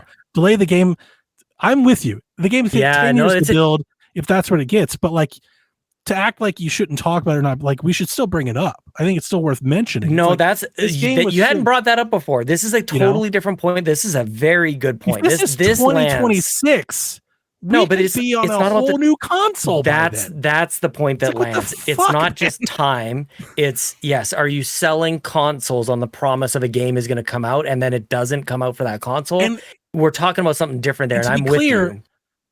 I think that could be the case for all of these games we're currently talking about. Perfect Dark, State of Decay, and the next game we're talking about, I think could all be games that aren't on the consoles that they're selling right now. I don't necessarily know right now. I do not know if you're going to play these games on a Series X. Well, they're all coming to PC anyway. So then how do you break that down? You know what I mean? But honestly, Donnie, that's probably the best point of it all. Like, I don't think anybody's brought that up. What console is this coming out on is the most interesting thing to explore here. Games should be in development for a long time. They should be released when they're ready and when it makes sense as far as the catalog goes. But yeah, selling the idea of a console and the games aren't even coming out for it, then I can't argue against that. D-Life in the chat says we won't be on a whole new console by 2026. Do either of you believe that? No, we'll be on. Dude, I predicted they would have hardware for us. I predicted they were going to announce the next. I 100%. I'm not happy about it, but we'll definitely. I 100% believe by the end of 2026 they will have launched a new console. They'll have launched it, but they won't have moved on. I think the Call of Duty and so many games coming. Yeah, they will be cross-gen, so that's the savior. But yes, I don't think that's your point. It's not. My point is that we all bought this console for these games that we will have to buy another console for. Yeah. So this is a really interesting topic. Did we buy these games, did we buy this console for Perfect Dark and State of Decay 3? No, I don't think so. So when is the promise fulfilled? I'm meaning the consoles that were marketed around the I understand. The games that were marketed around the console. I'm not challenging you. I'm just like they've been on record. Daniel, they've been on record that they are readying new hardware. Donnie, don't get that this gen is coming to an end, man. I'm not sure if you realize this. This gen, we're going into year 5 of this. Yeah, console. man. It's not year 2. We're on the end. This is we're wrapping it up. This time next year, next summer, they're telling us they're going to announce new Scorpio, hardware. Whatever it's called. The next showcase, they're going to announce new hardware, and it will come out the year after. 100%. 100%. I kind of thought it was going to happen this year. Do these games that we've just talked about and we'll talk about next, do they make it by then? And by all accounts and purposes of what they've shown, I kind of think no. That if I had to bet, I would bet that these games are not out by January 1, 2026. But it's the cross sort of gen nature of the games now that in my mind it makes it pretty okay. Okay. Like I think that's fine. Yeah, because it's not like they'll skip. They're like if you bought a Series X here, I'm trying to save some of this bigger Xbox talk until after. So maybe we're in the beyond. Yeah, well, maybe we haven't finished the notes yet, so maybe put a pin in this. But I'm even wondering, are you even in the console business by then? Something to think about. We'll see. No, that's what they need to answer. That's why they're going to be rushed. In my opinion, that's why they will force that conversation quicker than they normally would. So I think they release it anyway. Yeah, go ahead. Yeah. Okay. So moving on from State of Decay, the last game in the showcase. We are 2 hours and 24 minutes into the show. The last game and the last game in the showcase was Gears of War E-Day. Yet another game coming day 1 to Game Pass. This takes us back to Emergence Day. For those of you who don't know, this is the day that the locusts ambushed Sarah. It came up from the ground and surprise attacked everybody. In the trailer, we see younger versions of Marcus and Dom, and I wrote down some things from the Xbox Wire. Quote, we realized that a lot of the words that we use to describe the franchise were what our fans also use. Phrases like brotherhood, brutality, pathos, awe, says Circe, is the game director. Why E-Day? That's the moment it all comes together. It's the heart of the Gears universe. Everything that happens is shaped by this day. E-Day is a story of many origins, including that of the Chainsaw Lancer. We're telling the origin story of Marcus and Dom and their bond. This is the bond that has defined the franchise, Circe says. They're not the characters we know from Gears 1, 2, 3. They don't have 10 years of fighting the locusts together. When the game begins, they're supposed to be peace on Sarah. They're trying to figure out life without this person they both loved. That was the trailer was epic. I want to talk about, before we get into the trailer and our reactions, this is a prequel, and by no means in any way, shape, or form is related to Gears 4 and 5. So they talked about this in the Xbox Wire, and I think it's worth pointing out. So they were asked about Gears 4 and 5, and this was the response. The team is content with the stories told in Gears 4 and 5. It's a very interesting sentence. And is by no means abandoning them, but the collective passion for such an iconic origin story was simply too great to ignore. The story of E-Day and the origins of Marcus and Dom are so powerful, pivotal moments that the Coalition couldn't wait to tell it. We're super proud of Gears 4 and 5 and the stories that were told, Fawcett adds. We're not retreating from that storyline in any way, but in this moment, we had the opportunity to write our next step, and this one felt too good to miss. So if you're wondering why it's not Gear 6, that's their explanation. Whether or not you choose to believe it remains to be seen. But let's these are two conversations, and let's go back to the beginning. What did you think of the trailer? And then we'll come back to trilogies. What a Cool journey, trailer. man. Trailer was Oh, incredible. wow. Cool Trailer was brutal, was trailer, bro. visceral, was tense. Yeah. I was blown away. So Yeah. excited to see young Phoenix. Super wondering if all of this Phoenix stuff has anything to do with like wires got crossed in the game of telephone between developers and leakers. Like I'm wondering if somebody saw a shot of young Dom and was like, they're remastering. Like, no, they're not. This is a whole new thing. Very excited and eager to see E-Day in real time for myself, as opposed to it being snapshots and memories and cutscenes. This is very, very exciting as a Gears fan. Trailer looks incredible, and before I allow others to talk, I'll just shout out the little Mad World jingle that they threw in. It almost broke me. Yeah. I was like, no, Perfect. not the Mad Perfect. World. They did not go back to the Mad World. I have thoughts on what this means for the franchise and the trilogies, but I'll save it. What did you guys think of the trailer? The origin of Gears is so excellent. Like, to explore this is so wonderful. The devastation that I anticipate us to experience is going to be, but it's going to be more than what is on the surface. Pardon the pun. It's going to be more than just the destruction. What happens to a peaceful world when something like this happens? Like, families will be devastated and relationships on that front. Like, I think they're really going to lean into the personal stuff, which I think the original series, Cliffy B wanted to tackle that. And in some ways he got it right. And I think we've come a long way in narrative storytelling in games since then, that you have this entire world turned upside down in a moment. I'm so looking forward to seeing how that plays out. I cannot wait to see what truly bonds Marcus Phoenix and Dom. What is it that makes them so close? And it's war, and surviving war. And there's going to be brotherhoods. There's going to be brothers lost to what happens here with the Locust. So going back it sounds incredible. What an excellent idea here. I couldn't decide if this was going to was this a remaster during the trailer? It was like, is that Marcus? Have we seen his hair before? Like, what is going on here? The character model was just enough different that I was like, is that Marcus? Is this a spin? Yes, like, what's totally. happening? It took a minute. And they didn't you get the gruffs and stuff, but they didn't speak. I was like, what? I was confused for a moment. Yeah, he's smaller. Yeah. He's smaller in stature. And I think Sean's right. Like, this is going to show what, it's their Armageddon, right? It's their apocalypse. Yes. We have all these apocalyptic games, but we're going back to it's what when these people are arguably regular 15 people. 15 years before Gears of War. Yeah. It's the opening of The Last of Us.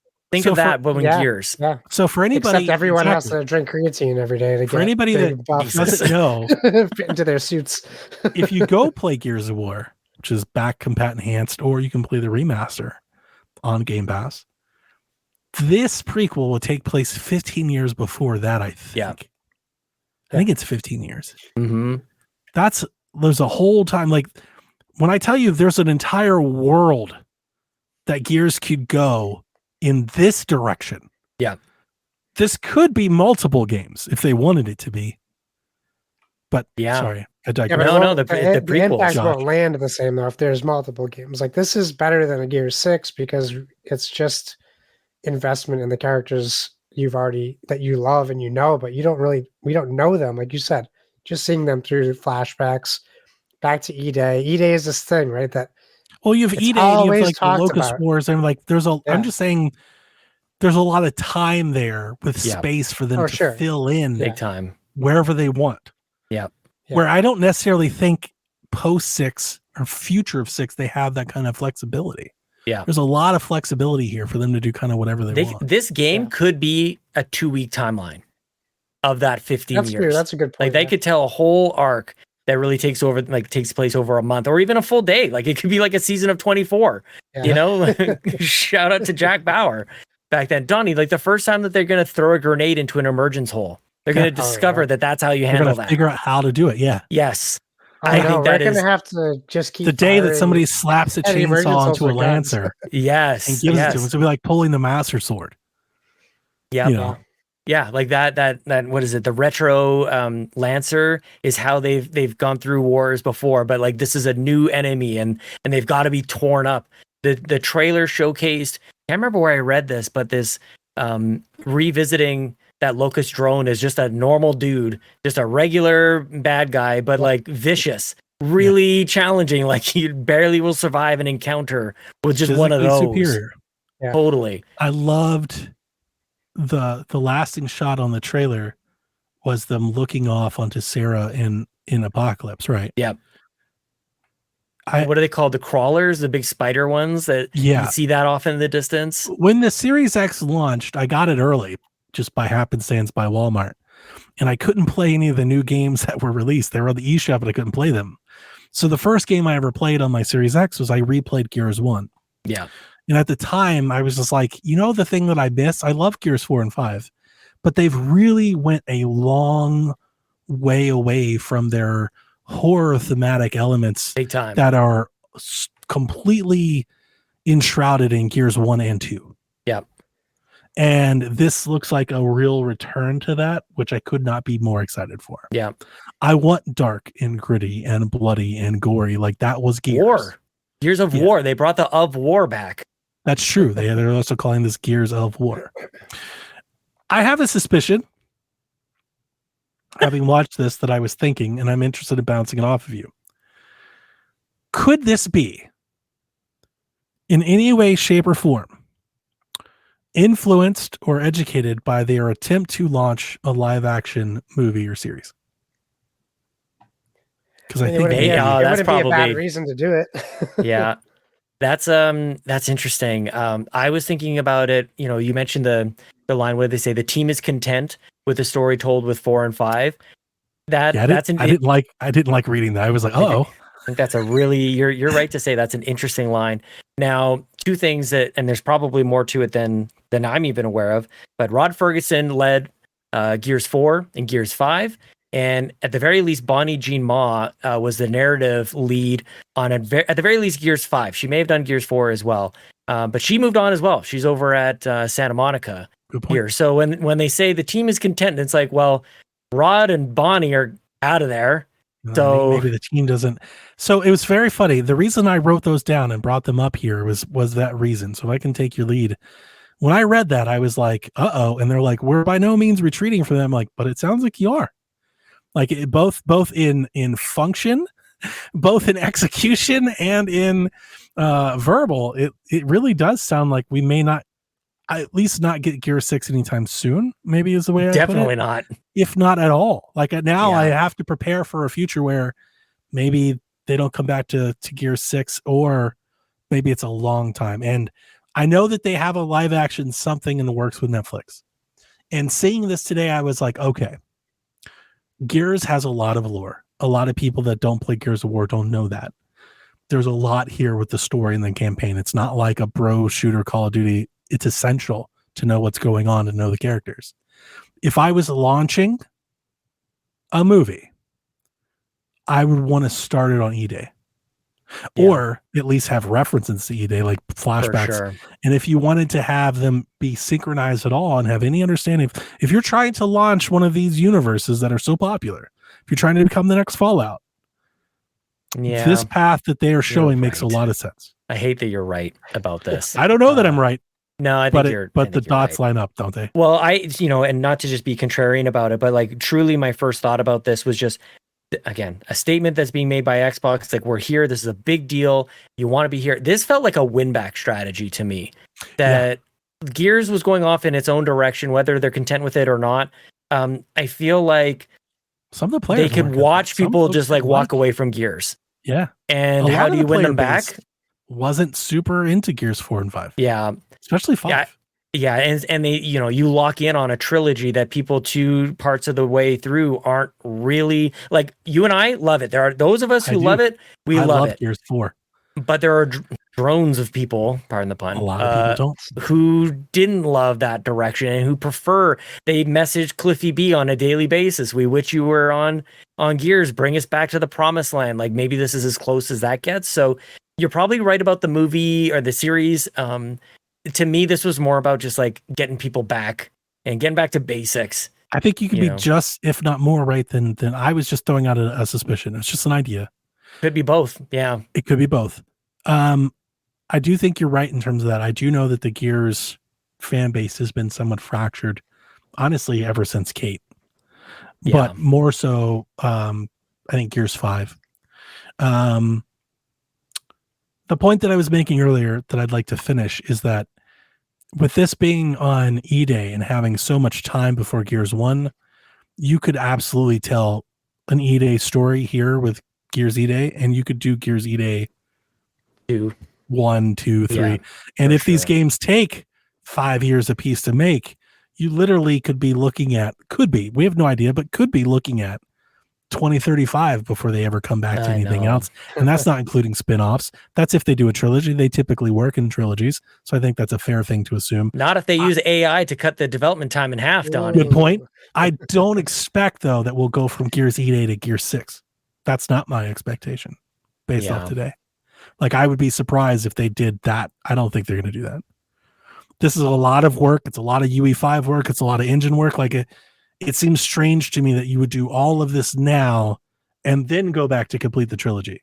That's bizarre. I don't think that's going to happen. I just don't think there's a whole lot of, why would they do that? That doesn't make a whole lot of sense to me. I think it makes more sense to me, honestly. If they were going to do a Phoenix collection, you would do that after this than 6. If you were going to remake Gears 1 or 2, you would do that after this as opposed to 6. There are a few of these franchises, I think Halo might be one of them as well, where Call of Duty model needs to be inserted, where you have multiple teams working on different iterations of these so they can be in development in parallel and released sort of a little bit more in sequence rather than, pre-production, production, then ship it, then start working on the next one. It's like you can't do that. These take too long. You can't have the like what Todd Howard is doing with Fallout and Elder Scrolls. Like you can't be doing that anymore. So that just means resources. You got to be working on multiple iterations of games at the same time. And that's what's required with Gears. It's probably required with Halo. It's take your pick on any of the Fallout.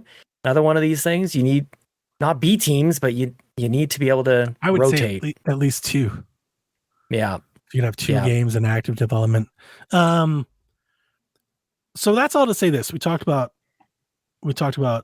Perfect Dark, we talked about State of Decay, and we have Gears of War. These are the games that were shown that weren't dated, that we've never seen before. So my question that we brought up kind of earlier, the question I was saving that I really want to ask you guys is, do these games release like within this gen, whatever that means anymore, this cycle of hardware? Do you think these games make it? I honestly, and I was sure before today, with all the rumors, I was sure Gears was next year. I was like Gears was next 6. Year. And it's definitely not. Like it's definitely not. Gears at the earliest 2026, I think. The question with Gears is how much are they trying to change the look and feel? Because if they already have this foundation to build on with even Gears 5, and they're not trying to reinvent the wheel gameplay wise, it could. I think they're rebuilding it all. They talked about that in the Xbox Wire. They're like, it's going to be a new game. I mean, if that's it's going to be Gears, like there's things that there's, but this is a complete UE5 redesign. Yeah. So then, more than 2 years plus for it to come out. And I hate to say there will be new consoles, but that's where we're going to be. You can't change that. Like they're going to push new consoles on us whether we want them or not. And I feel like COVID really affected our view of how long we've had our consoles. We had this Totally. like 2-year black hole where time Yep. just escaped, and we think like we're only 2 years in, 3 years in, but it's been a lot longer. And Yeah, you're right. it does. I mean, for me, I'm like at this point, I feel like, why am I just not investing in PC? But it's, that's a different thing. But like, it does feel like we lost that time. So with all these games getting announced that are like to be determined, and huge games like a new Gears, whatever, like, would they want to try to put it on this generation? Wouldn't that like hinder them for progression? Like, do you really want to be doing that Destiny releases on both consoles kind of thing? And what does that do for your push for people to adopt a new console? Yeah, and as you're developing, assuming these games, we don't know this to be true. I think is a safe. Can we agree it's a safe assumption that all 3 of these games are 18 months at least? Oh yeah, at least, if not 24. What does development look like 18 months from now? When they have an idea of what the next console is, what AI can do, what extra chips can do, what extra CPU, GPU can do, what ray tracing can do, what DLSSR or FSR5 or wherever we are now, we're a lot different than we were in 2020. Today is a very different development environment. What does that environment look like in 2 years? Yeah. To your point, why they're would already you having those conversations? Like, Xbox would you commit already knows to the Series X at that point? Right. They know what their next console is going to be. Like, they're not obviously going to go out there and share with people, but like, they know what they're developing. So they're going to, even if we get a console in 2 years, the technology is still going to be 2 years behind when it comes out. So if they're looking at Gears now, they're looking at Gears tech 2 years ahead. Yeah, and so if they're it's going to be behind regardless. UE5 and they want to do path tracing and ray tracing and Lumen and then UE6 will be out when Gears E-Day comes out. So you're going to be like, you're always trying to play catch up. Think about Xbox, whatever the fuck you call it, Gears Launch Edition, Gears of War E-Day, Gears of War Collector's Edition. You stole it. You stole it from my brain, Donnie. E-Day for a launch title for the next like it actually makes a lot of sense. Yeah. Like to have a showcase like that, like what that promises to be. As much as I know people aren't ready to be thinking about the next console and shelling out a few $100s more for whatever's next, and maybe you feel like this generation hasn't fulfilled its promise for you, all that aside, I'm kind of excited by the idea that, instead of Halo Infinite missing by a year, that they actually land it and they get a Gears of War game day and date with the next console. And of course, it's still available on the current gen of consoles. That would be, to me, I would draw it up like that, actually. Yeah, so would I. I would plan for that. That would be kind of as ideal as it gets. Day one Collector's Edition. Totally. Lots of launch enthusiasm. Launch the console with Gears of War. Holy, yes, please. Yeah, and just let this be like a blip in the history of Xbox that we just go like just wipe Series X and the One, I guess, if you didn't like those, and just move on to whatever's next. Personally, I have enjoyed my time. I'm not speaking on myself on I like my consoles fine. I've been pretty outspoken since almost the beginning. I spent maybe 6 months with both consoles, and I'm like, this isn't that experience that we were promised, and I don't think it has been. I think that's been very fair. But the consoles themselves are fine. They play games well. Yeah. They do them better than they used to.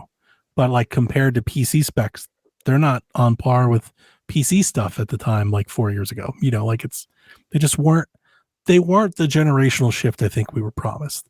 The power of the SSD and I felt like we got a lot of that today and all that, Not talking about the games that weren't dated. I felt like a few times today I had mentioned, and even games that I didn't specify, there was games where I'm like, oh, I haven't seen it look like this yet. I feel like we're starting to get, and I think recently, I think you've been talking about that too, like that we don't get that like end of console where games just suddenly like start to look better, where they squeeze a little bit more. I feel like I kind of saw a glimpse of that today. The production overall, not just today's showcase, gaming production wise, 2024 we've come leaps and bounds from 2020 for sure. Right. I think UE5 has done a lot. But even advances in like CryEngine and Unity, like indie games, there are indie games that are blowing people's minds. We have that body cam game that is blowing people's minds. Yeah. You know, like visually, there's a lot going on right now in video games. But really the console space, it's performance.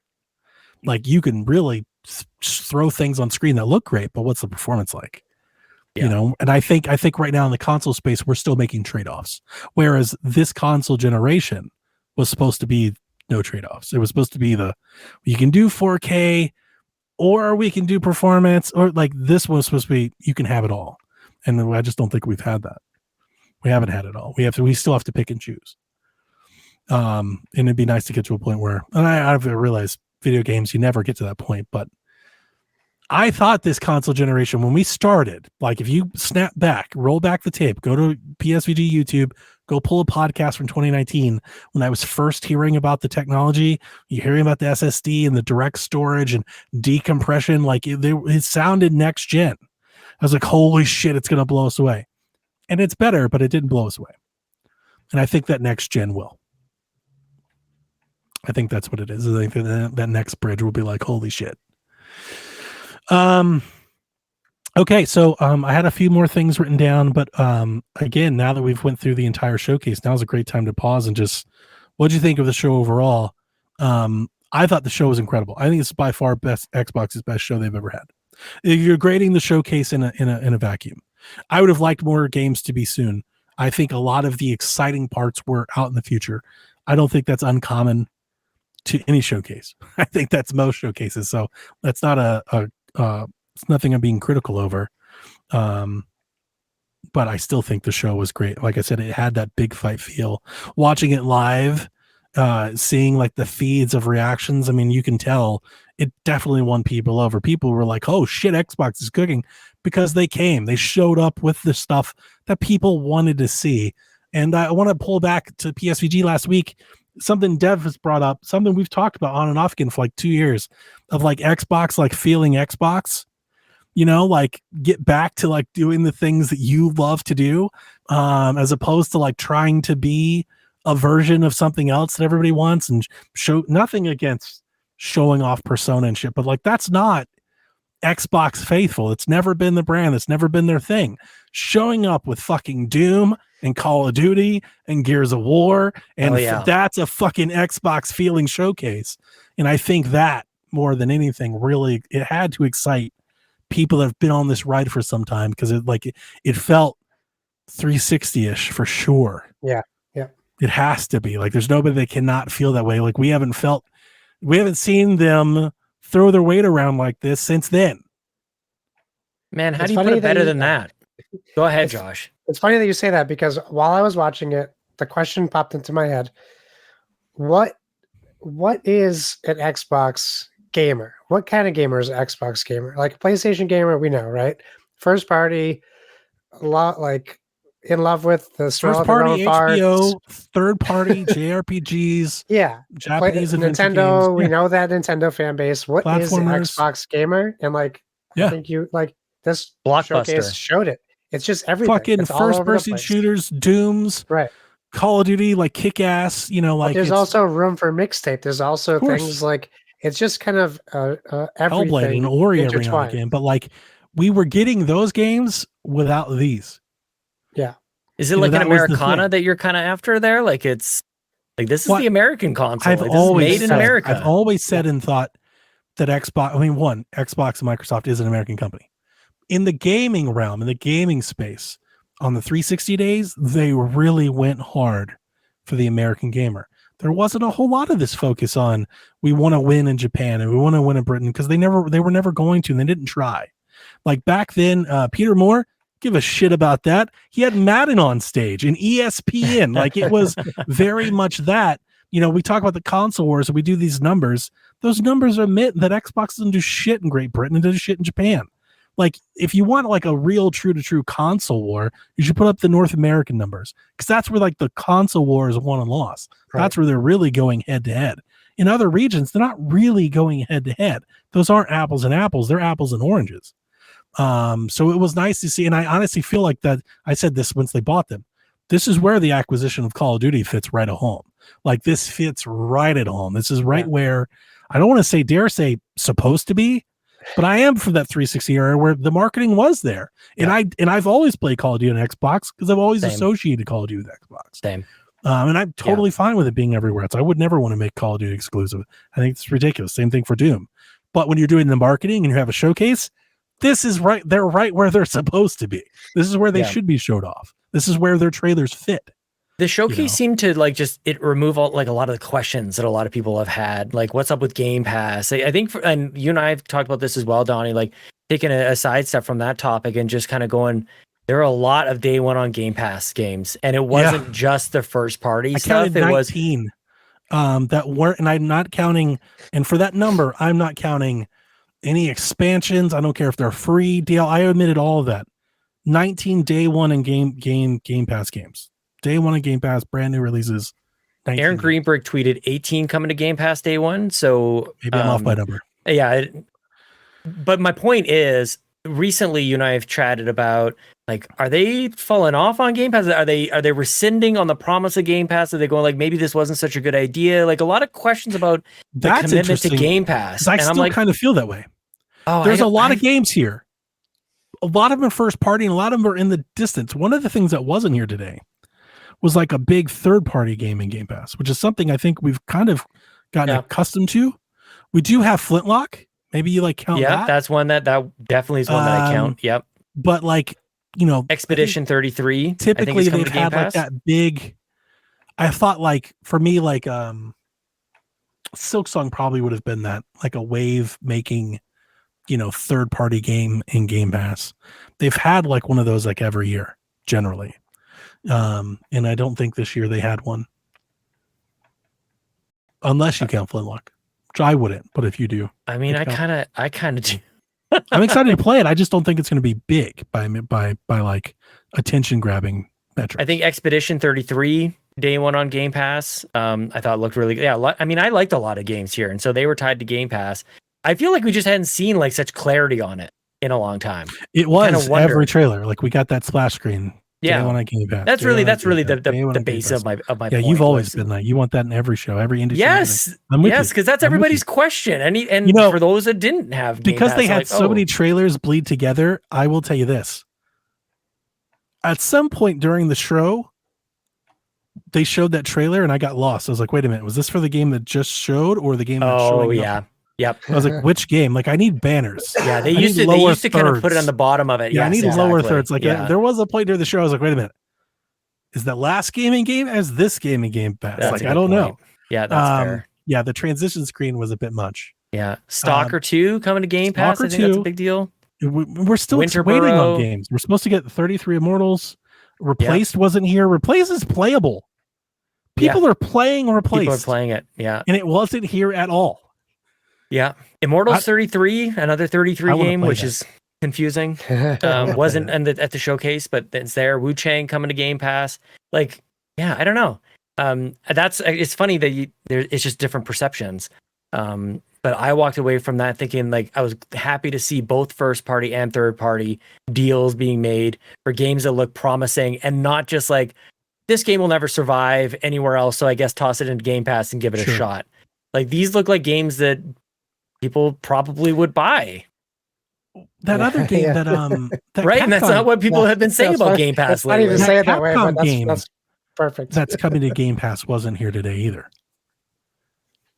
There's that Capcom game. They have like that new IP that was shown last year where you can like kind of teleport and stuff, right? I think it's a Capcom game. I was going to originally say Atlas, but I don't think that's right. I think it's Capcom. Because Atlas is doing Metaphor. And Metaphor is not coming to Game Pass. It's the other one. It's got a weird name. It's like, I couldn't even begin to tell you. But we've seen it a couple times now, and I was expecting it to get dated. We still have a lot of Game Pass games that aren't dated, and I say that to really bring home the point. The showcase is about first party, and it's about new games. That's what the showcase. That's what's exciting, right? So I don't necessarily think that it's important for them to always have like Game Pass can exist outside the showcase. Like we've got Still Wakes the Deep next week, and we've got a bunch of other games that like they'll keep doing this, right? And like those third party games, they'll jump in there. Like we'll get, I'm just thinking, Ken I got dated for coming to Xbox. I'm sure that'll pop in Game Pass at some point. Like there'll be games like that too throughout the year and throughout the fall that get popped in there that you either have missed or didn't play. So like I'm not worried about Game Pass. It just feels like for the last couple of years, maybe because they didn't have so much internal stuff, that they would fill it with like something else. And I noticed that wasn't here today. Yeah. Where's the Call of Duty games that surely will come to Game Pass outside of this? But yeah, there's still that. They want you focused on Blops right now. Let's say, so we've got our first question here. I can't cease this question. Speaking of Game Pass, with all the rumors and speculation, since Xbox now has ABK, would you be happy if they limited third-party games and focused on putting ABK back catalog games into the service instead of an eventual price hike? I guess now we can talk about maybe what does the showcase mean bigger picture for Xbox today and into the future. And I'll take on this question. There's been a lot of talk about Game Pass. Obviously, they're throwing Call of Duty in there. It's going to cost them a lot of money, potentially. I'm expecting an increase. I don't think they should announce it today.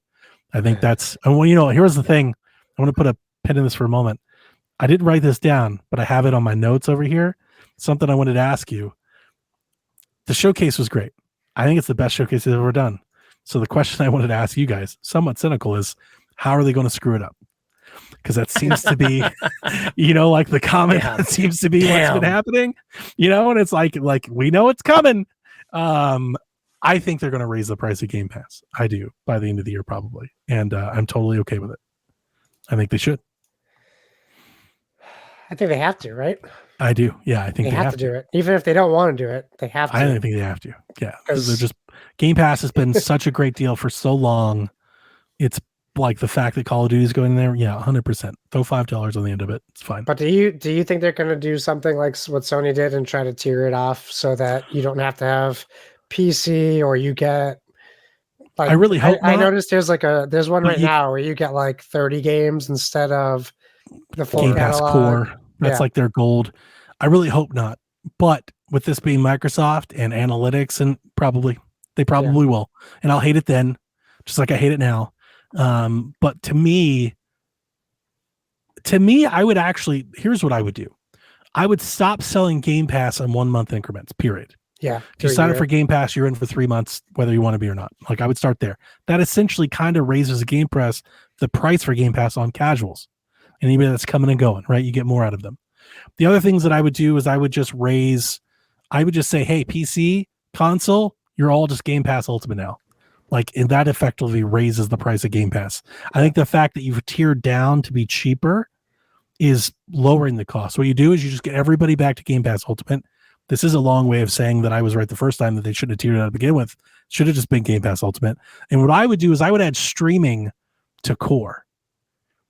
And I would say you could stream or play a handful selection of games with Core, or you get a Game Pass Ultimate on any device that has Game Pass, and you get to play the games and just call it that. Because you're probably raising the price on probably half of your subscribers. Yeah. And I think Call of Duty is enough that you can push that through without losing too many on PC. I don't understand why anybody would buy Call of Duty on PC. I'm sure there's going to be people going to make a case for it, but why you would spend $70 or more on PC when you could just subscribe to Game Pass and play it again? That's crazy talk to me. Yeah. I'm not totally with Dev. He always brings up PlayStation player. Yeah, buy the game. If you've always bought and played it on PlayStation, that's fine. But the fact that there's a Game Pass alternative on PC, you should be subscribing to Game Pass. Otherwise, I think you're spending your money worse than you could. That's on you. I'm cared about your finances, not trying to grow Game Pass. I'm not going to buy Call of Duty again. Why would I? There are options for different price points, for different behaviors for people. I just don't understand why it's not a cannibalistic thing. It's just being there for people in the way that they want to consume the content, how they want to pay for the content. I don't see it as being taking away from one or the other. So sign up for Game Pass for multiple months. That sounds great, because that's just getting, again, like I said, it's getting you in the arena, and then you'll buy merch, and then you'll buy food on top of that as well. So it's not a total loss. I kind of hate how oftentimes people talk about Game Pass. It's just total loss, and it's that's there may be a subsegment of people who subscribe to Game Pass and they do zero else. You know what I'm saying? Like that's not most people.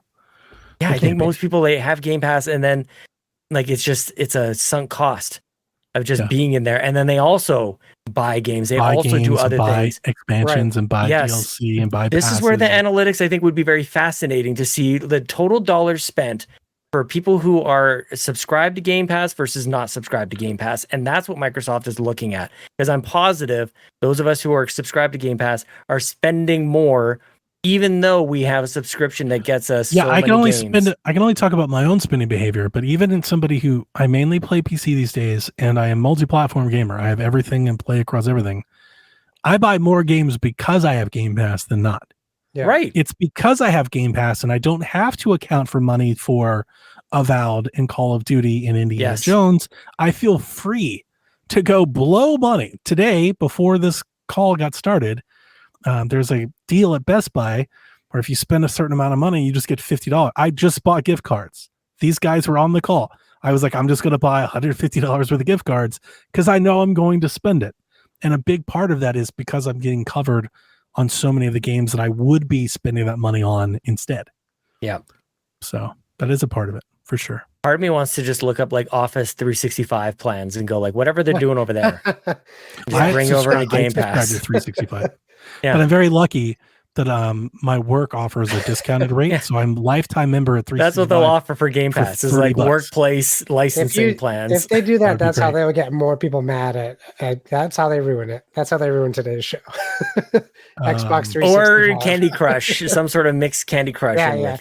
Or ads every time. Every time you turn on your Xbox, it's a Candy Crush ad. I got some things from Tom Warren that I want to discuss before we close up, but I definitely wanted to get you guys. What do you think of the show overall?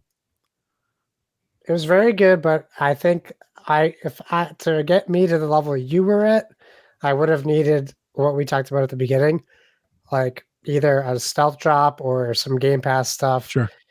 Otherwise, I'm like A tier instead of S tier. I don't think they could do any better than this. I'll put it that way. I think like if you're expecting more from this, I think you'll be eternally let down. I don't think they don't have more in them. Like I don't see how you outdo it. Oh, I think they do have more, but the fact that they didn't have to show it all here is what has me excited. It's like Halo. Like if they had like a big awesome Halo that was really exciting, like if it was Gears, Doom, Call it and Halo, like that maybe gets it over the edge, but like that's asking for a lot. Yeah. Well, and they don't need anything now for like, to hold up the entire machine. Like what I saw from here is that there is enough for you to be satisfied with, and that maybe soon Xbox can get away from the next game is going to turn the tide, and then it does or it doesn't. Like it's not about that anymore. It's about the more comprehensive, holistic like lineup here. So you can get away from like Halo isn't there. It's still really, really good. Okay, the Game Pass sort of slew of games or back compat wasn't there. Still really, really good. Like we're in a conversation now where we're talking about like additions that would take it from say A or A plus to S tier. That's a far cry from where we've been, where the next game just had to like save. I still don't think we're out of that, but it's a good point. I don't think maybe a glimpse towards it. The gaming conversation is going to change for some time on that, especially with so many of these games being still so far out. Fair. That's the unfortunate part. For sure. Yeah. Like if Gears was this fall, you might be onto something, but the fact that it's years away, I just don't expect to see it. I also don't like that. I've talked about that for a long time. I thought that really hurt Hellblade. I think that really hurt. I don't say hurt Starfield, but definitely kind of Starfield's dragging. Starfield hurt itself. Starfield could have took for another 6 months or so. Yeah. So before the showcase was aired today, Tom Warren dropped some stuff that was behind a paywall a couple of days ago, which I thought was fun. Before I actually had these notes that you saw today, I actually had Summer Games Fest and all kinds of other stuff. But the fact that the show is already 3 hours, I omitted all that stuff before we started. But I definitely wanted to touch these because these are very Xbox centric things. So Tom Warren says Xbox is continuing with multi-platform games, but will still have some exclusives. He talked about Project Latitude. He said, we'll bring more than the 4 games to other platforms. However, as he notes, Fable, Gears 6, which is not Gears 6, but Gears E-Day, and South of Midnight are not currently in plans to bring to other systems. Doom of the Dark Ages will be multi-platform. That is proven to be true. And then there's a fun one. Early development on a remaster for Halo Combat Evolved could come to PlayStation 5. So this has been all the rage for Xbox talk all year, like for a long time now, since they announced those games, but even before that. Xbox looks set up to begin to publish more of their games on competing consoles, on PlayStation, particularly because they're already on PC, and where it makes sense on Switch, they're doing that. So I think that's a part of this conversation.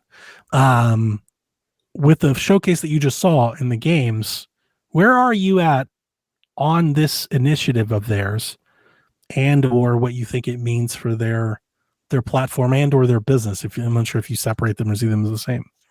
We've talked a lot about, can Game Pass end up on a Nintendo or a PlayStation? And it seems like the answer to that is probably no for the foreseeable future. I want to call out Fallout Combat Evolved as a remaster, and that being developed with PlayStation in mind as what I think could be the best model for all of this. I think we're getting very carried away when games like maybe Sea of Thieves is a decent example of this, or Grounded, where it's more recent games that get ported over. But even Sea of Thieves, people forget, was what, 2016, 2018? So like it's very old. Like it's an old game. That's the core of my argument here, which is, develop a remaster for Halo Combat Evolved, which was the launch game for the original Xbox. Do that for a bunch of games. And that's how you end up with Xbox almost like a Trojan horse into the PlayStation camp. It's so low risk, I think, and but it doesn't say Fable is going to be over there. You're putting a 20, 30-year-old game, remastering it, putting it on the competing console, and you go, the Xbox games are really good, and we've got more of them over here, which aren't coming to PlayStation. Like, I think the way that it's almost like they're fishing, and they're catching some players and bringing them on board into the Xbox land, and you do that by luring them in with Halo Combat Evolved, and maybe there's a Gears 1 remaster that you can throw on over there, and maybe there's a few old games. No, not E-Day. That's not what I'm saying. Like, no, I know it's not, but you're like Gears. I'm like, if you were going to introduce new people, like that's the one. No, that's the exclusive. That's the exclusive to Xbox. You put the original Gears 1 remaster over on PlayStation and go, like, you like that, the rest of it's over on Xbox. And maybe there's a bunch in there. Maybe there's an old Forza game. I don't know what the comparative is there for the rest of them.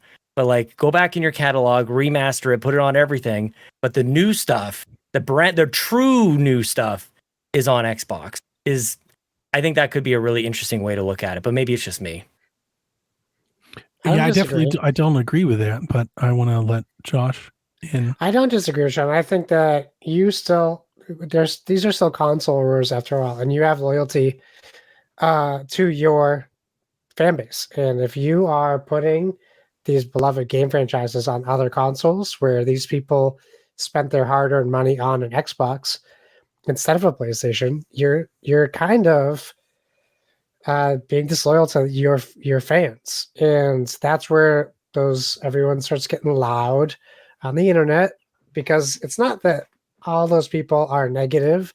They just feel something. They feel something, and they have to say how they feel. And it comes out like angry. Like, I can't believe you're putting Gears of War on PlayStation. Even I was like, when Kyle's talking to me about potentially remastering Gears trilogy and putting it on PlayStation, I was like mad. I'm like, why am I mad? I've already played those games. It's because I have this like love for Xbox, and I know like Xbox is where I play Gears. This is where I want to go to do that. And it just feels weird knowing that I had to choose at some point where I didn't have a lot of money. What console do I get? Where do I want to give this money to? And then, like you said, with 360, like, you choose that console. That's where you have your fanism, your fanboyism, and you want to stay with them if they don't do you wrong, right? So I got my 360. I love it. They give me all these first party titles that I can only get here. And now I'm going to get your next console. And then maybe halfway through you decide, oh, we're going to release that game on the PlayStation also. And also PlayStation has all these other games maybe you wanted to play. So now you're stuck, maybe not stuck, but like you have your console. Now you don't have your exclusive game. And you look at PlayStation and they're not giving you any games from them to your Yeah, Xbox. No It's Lego just this Horizons like, Adventures. I know, no Horizon. Don't get me started. I don't care. But I think that is just something that you can't shake it. Even if you want to be like, I don't care if they put Halo on PlayStation. There's some point, some level. If you're an Xbox fan, you do feel a little betrayed, even if it doesn't stop you or start you from going on the internet and crapping on Sony for it. I think that going back and doing like a Halo Combat Evolved remaster makes sense. Like Sean said, put it on the PlayStation, people get a taste, and then they have to decide. But Halo Do I Infinite is want on more PC Halo? and Xbox. Well, right. That's true. That's also But true. I think that's a good. I think that's the point. Like that's the strategy. The new game, the ongoing game, the one where people are spending money, is actually over here in Infinite and whatever is coming after that. But it's safe to put old games, put them in a remaster. That's a language that PlayStation players speak anyways. And yeah, like give them a remaster. I think that totally makes sense. But it's a fine line to walk where, you know, all the PlayStation players right now are thinking, if a game is announced as an exclusive for Xbox, I'll just wait for it to come to PlayStation. I think that's a dangerous place for Xbox to be. Yeah. Well, it's a place that they've created. Well, I think they just need to further refine that message, though. Like, I would like Hellblade is either on Xbox exclusive or it's coming to PlayStation. Like, I think that's important. I agree with you, Josh. I'll echo some of the things you said. Not every time somebody acts like with their own self-interest, we don't have to label as fanboyism. There's definitely the slant, that toxic slant on that. A lot of people just want to see their investment paid off. They've placed money and they have a rooting interest and they just want to see their investment paid forward. I personally think if you start releasing Halo and Gears games on PlayStation, like, then you might, to me, that's it. You put everything on everywhere and you just call it a day. And you sell hardware where you can and to whom you can. And I would still be open and interested in buying hardware. I think it'd be a harder pitch. But the moment Gears and Halo are seminal Xbox franchises. Yeah. And I don't care if it's a remaster at all. And if Master Chief is on a PlayStation and they're interested, Sean, because I don't think you're going to get people to change behaviors. I really don't. I don't see anybody playing Halo. For one, people have been interested in Halo have played Halo. Like, I don't think there's be like a new player. Like, I don't think that's gonna be a large amount of people. It's like, man, what have I been missing out on this whole time on this PlayStation? I don't have Halo, and they go buy it. I don't think that's gonna happen. I think what's gonna happen is there'll be a lot of people that just get a PlayStation and be like, well, I already have this Halo game, so I'm sure if I wait longer, you know, it's like, and that's kind of where I am with it. It's like, if you start releasing, it's not that I don't want it to happen. I've actually been the opposite. People listen to my shows. I'm almost calling for them to go complete third party at this point, because I think it would make more sense. But the reason I think it would make more sense is this: have your cake and eat it too, onesies and twosies as we decide it. That's the unknown and the lack of a commitment is what's hurting it more than anything else. Sure. I would like clear definitions from them. Like, we even have it from, like, PlayStation beat them to this punch. PlayStation had their investor call where they clearly defined these are tentpole games, these are live service games that'll come to these platforms, and these are experimental things that'll come to other platforms. Something as simple as that, I think, would be craved on the Xbox side, and we've got none of that. And it really seems like they just want to play it by ear. And I think that uncertainty hurts them in with all potential customers. Not their customers, not the others, like all, it just across the board is a negative. I just generally don't believe people when they say they're going to do something, when they think so surely that they're going to do something, like they're going to wait. I don't think they are going to wait. I don't think there's any waiting in games. There's no patience in any of this. If any of us know anything about how sales trajectory goes, it's about the first 3 days and then everybody moves on. Like this, that's why timed exclusivity is so important. So you brought this up before, and that's something I wanted to come back to. I don't believe people what they say. I think the play for Xbox, at least now, today, in the short term, as they continue to stand by this idea that they're going to be a hardware ecosystem, is to have a commitment for timed exclusivity. Yeah. That would help the clarity. And I think they should go like, look, if we think a game can potentially find players and make us money on PlayStation, we're going to do it. But we commit to you today that all of our exclusives are day one for up to a year on Game Pass on our hardware. And I think that's totally fine. What if they did that with Doom? I mean, I still think that's totally fine. That's up there to the prerogative. I'm totally fine with that.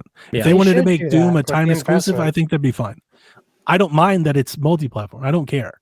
To be honest with you, I don't care at all because I play mostly on PC.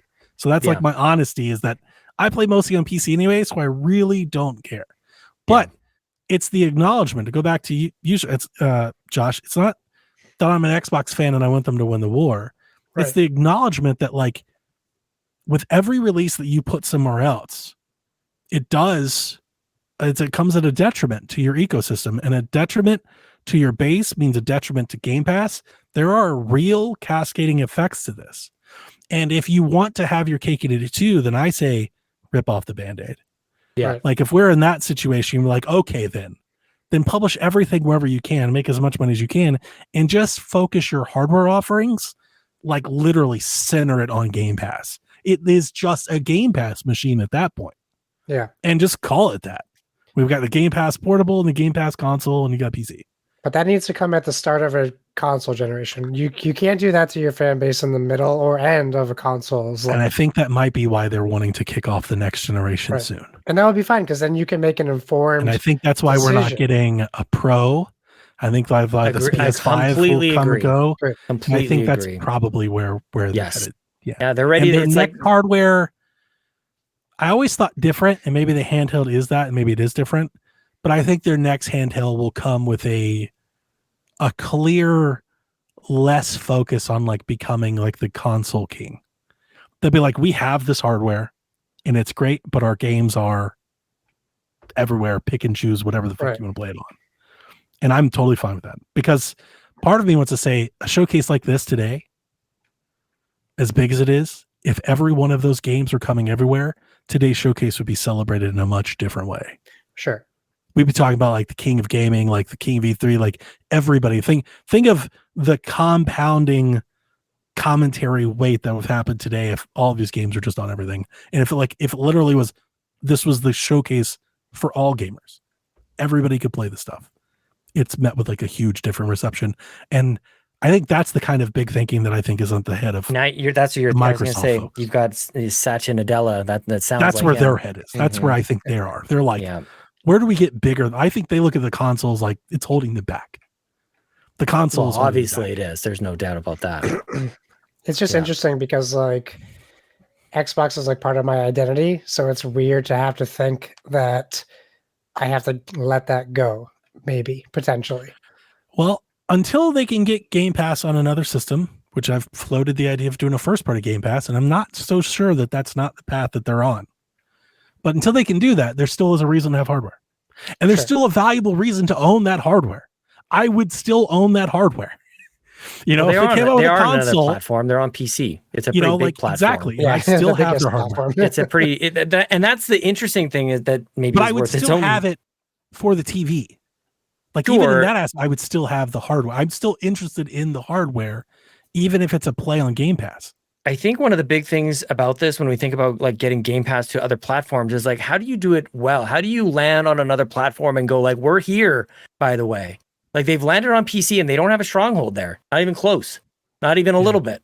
So you're going to venture off into TV land. How are you going to do that well? You're going to venture off into PlayStation. How are you going to find a home there? Like, I think they still have lessons to learn on that front, on how you sort of like infiltrate a player base on large platforms. It's not just, what is it? Mark Cuban talks about this on Shark Tank. Like, don't come in and just say, this is a X $1 trillion industry, and if we can just get like 1%, then we'll have blah, blah, blah. He's like, that's how you get me out so quickly. And I feel like that's kind of been Xbox's approach to Game Pass is there's 6 billion players out there. And if we can just get a little bit of it, it's like, you got to have a strategy to get those people interested and involved. I think if they showed up with Game Pass on PlayStation 5 and Call of Duty Day 1, I think that's a hell of a strategy to get the people to subscribe.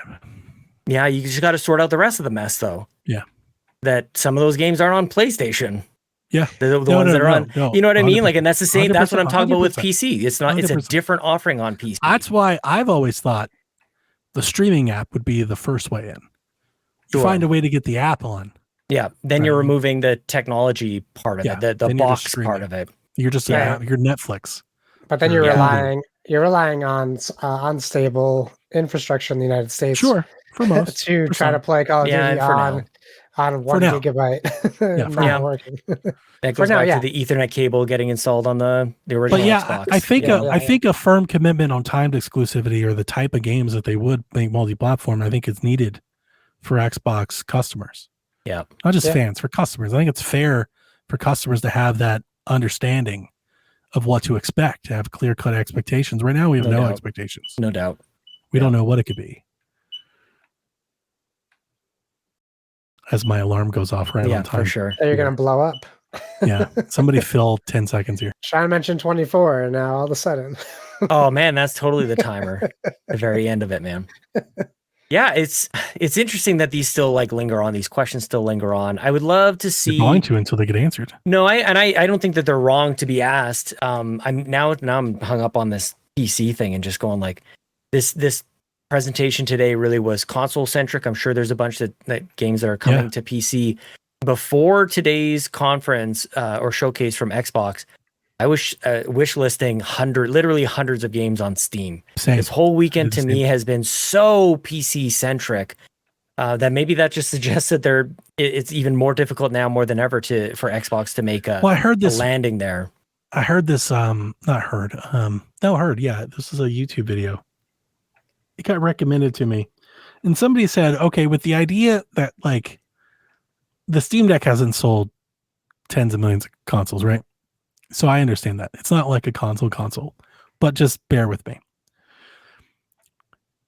They keep making Steam Decks, right? They're just going to keep making them. You know, Steam Deck 2 and 4 and 6 and 8 and Steam Deck 12 or whatever. We're running into this place if Steam's hardware if their hardware plans is to keep iterating, we get into a place where the Steam Deck potentially catches up with console. And then the real question is, if you make these decisions solely based on exclusives, for both Xbox and PlayStation, they're wondering, what do we do about that? Because they're literally selling our games to sell their platform. And it makes you rethink, that idea made me rethink hardware in general. Yeah. Like in video gaming going forward. And like, maybe we do end up with hardware. And this is so crazy because it's very Xbox to be like really early on something. Maybe we do end up with hardware that could just run multiple launchers like across the board. Like we can all kind of pick and grab all kinds of different configurations of hardware, but they all kind of have the same launchers and the same rollout. Because if they don't check the growth on PC and the Steam Deck, and that's exactly where we're headed to, where you could have a PlayStation 7 and an Xbox 9 next to a Steam Deck 4, and the Steam Deck 4 plays all of the exclusives from both of those things, but it's just as powerful in the same price. Like that's like the rails that we're on right now. If you fast forward a little bit, and like, I don't think we're ever going to get there because I think those console manufacturers probably realize that. They're probably making changes about that now. It's probably where some of that talk from Phil comes from. And when I viewed it like that, I was like, okay, now that makes a lot more sense. Like when you hear him talking about like, maybe we should put Steam and Epic on it, and people are like, they're getting out of consoles. That's one way to look at it. Yeah. The other way to look at it was maybe everything is kind of just going in that direction. Well, and that's, I think, part of the confusing messages that come out from them is they have the inside scoop on what the next 3 to 30 years kind of looks like on tech, and just they see the pathway, they see the roadmap because one year connects to the next, etc. But then they kind of like dump that on us. They're like, okay, I just got out of this meeting where we're talking about 2076. Yeah, like they walk down the hallway and pass, and they give us a bit as they go on. Like, what? Like, we've missed something here. So we're like, you got to bring us along a little bit.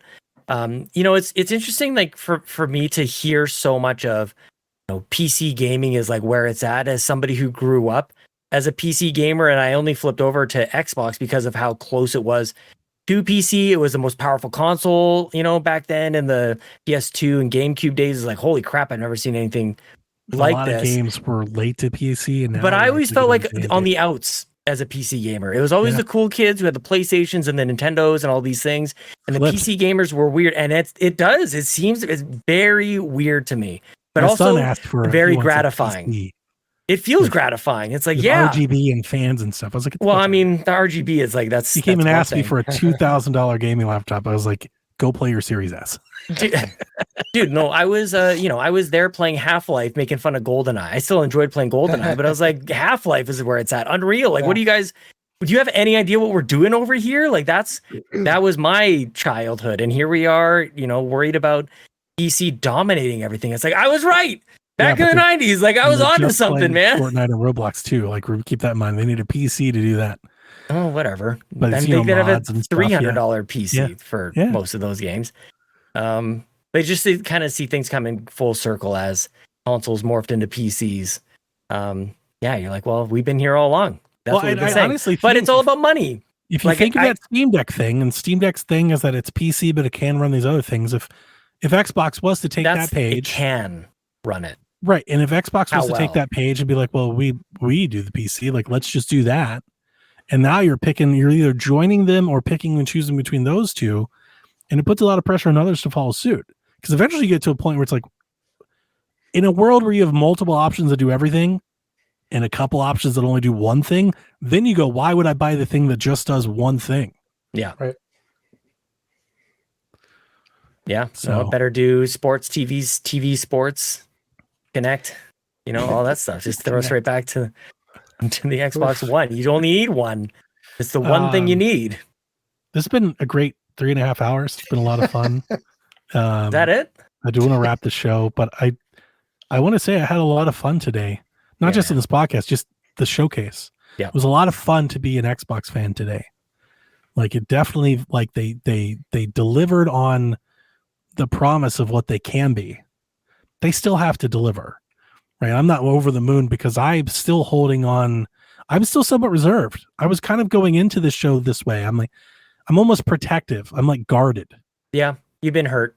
Yeah. It's just like, I'm real excited about all the stuff you have next year. And in the back of my head, I'm like, we'll see if it makes been there before. For sure. And it's like, I'm real excited, that's, but I didn't let that stop me from enjoying the showcase. The showcase felt big. It felt grand. It was big. The production was there. This was them at their best. If we could live in a vacuum and forget everything that happened before and around it in the future and just live in today, this was them at their best. Yeah. This was their best foot forward, and it was really cool to see. Big time. Okay. Well, with that, we'll bring this podcast to a close. I'd like to thank Josh for hanging out with us for so long. I would thank Sean, but this is just the norm for what we do. This is actually not that long. It's short. We could do more. This is a pretty in and out scene. It's nice to have the Empire back around. It's nice to be able to pull this out every now and again. I very much enjoy it. So with that, ladies and gentlemen, I will close by honoring Nathan Thomas and just saying the state of the Xbox Empire is really strong tonight. Hope you enjoyed the showcase. Go play Gears of War. Peace.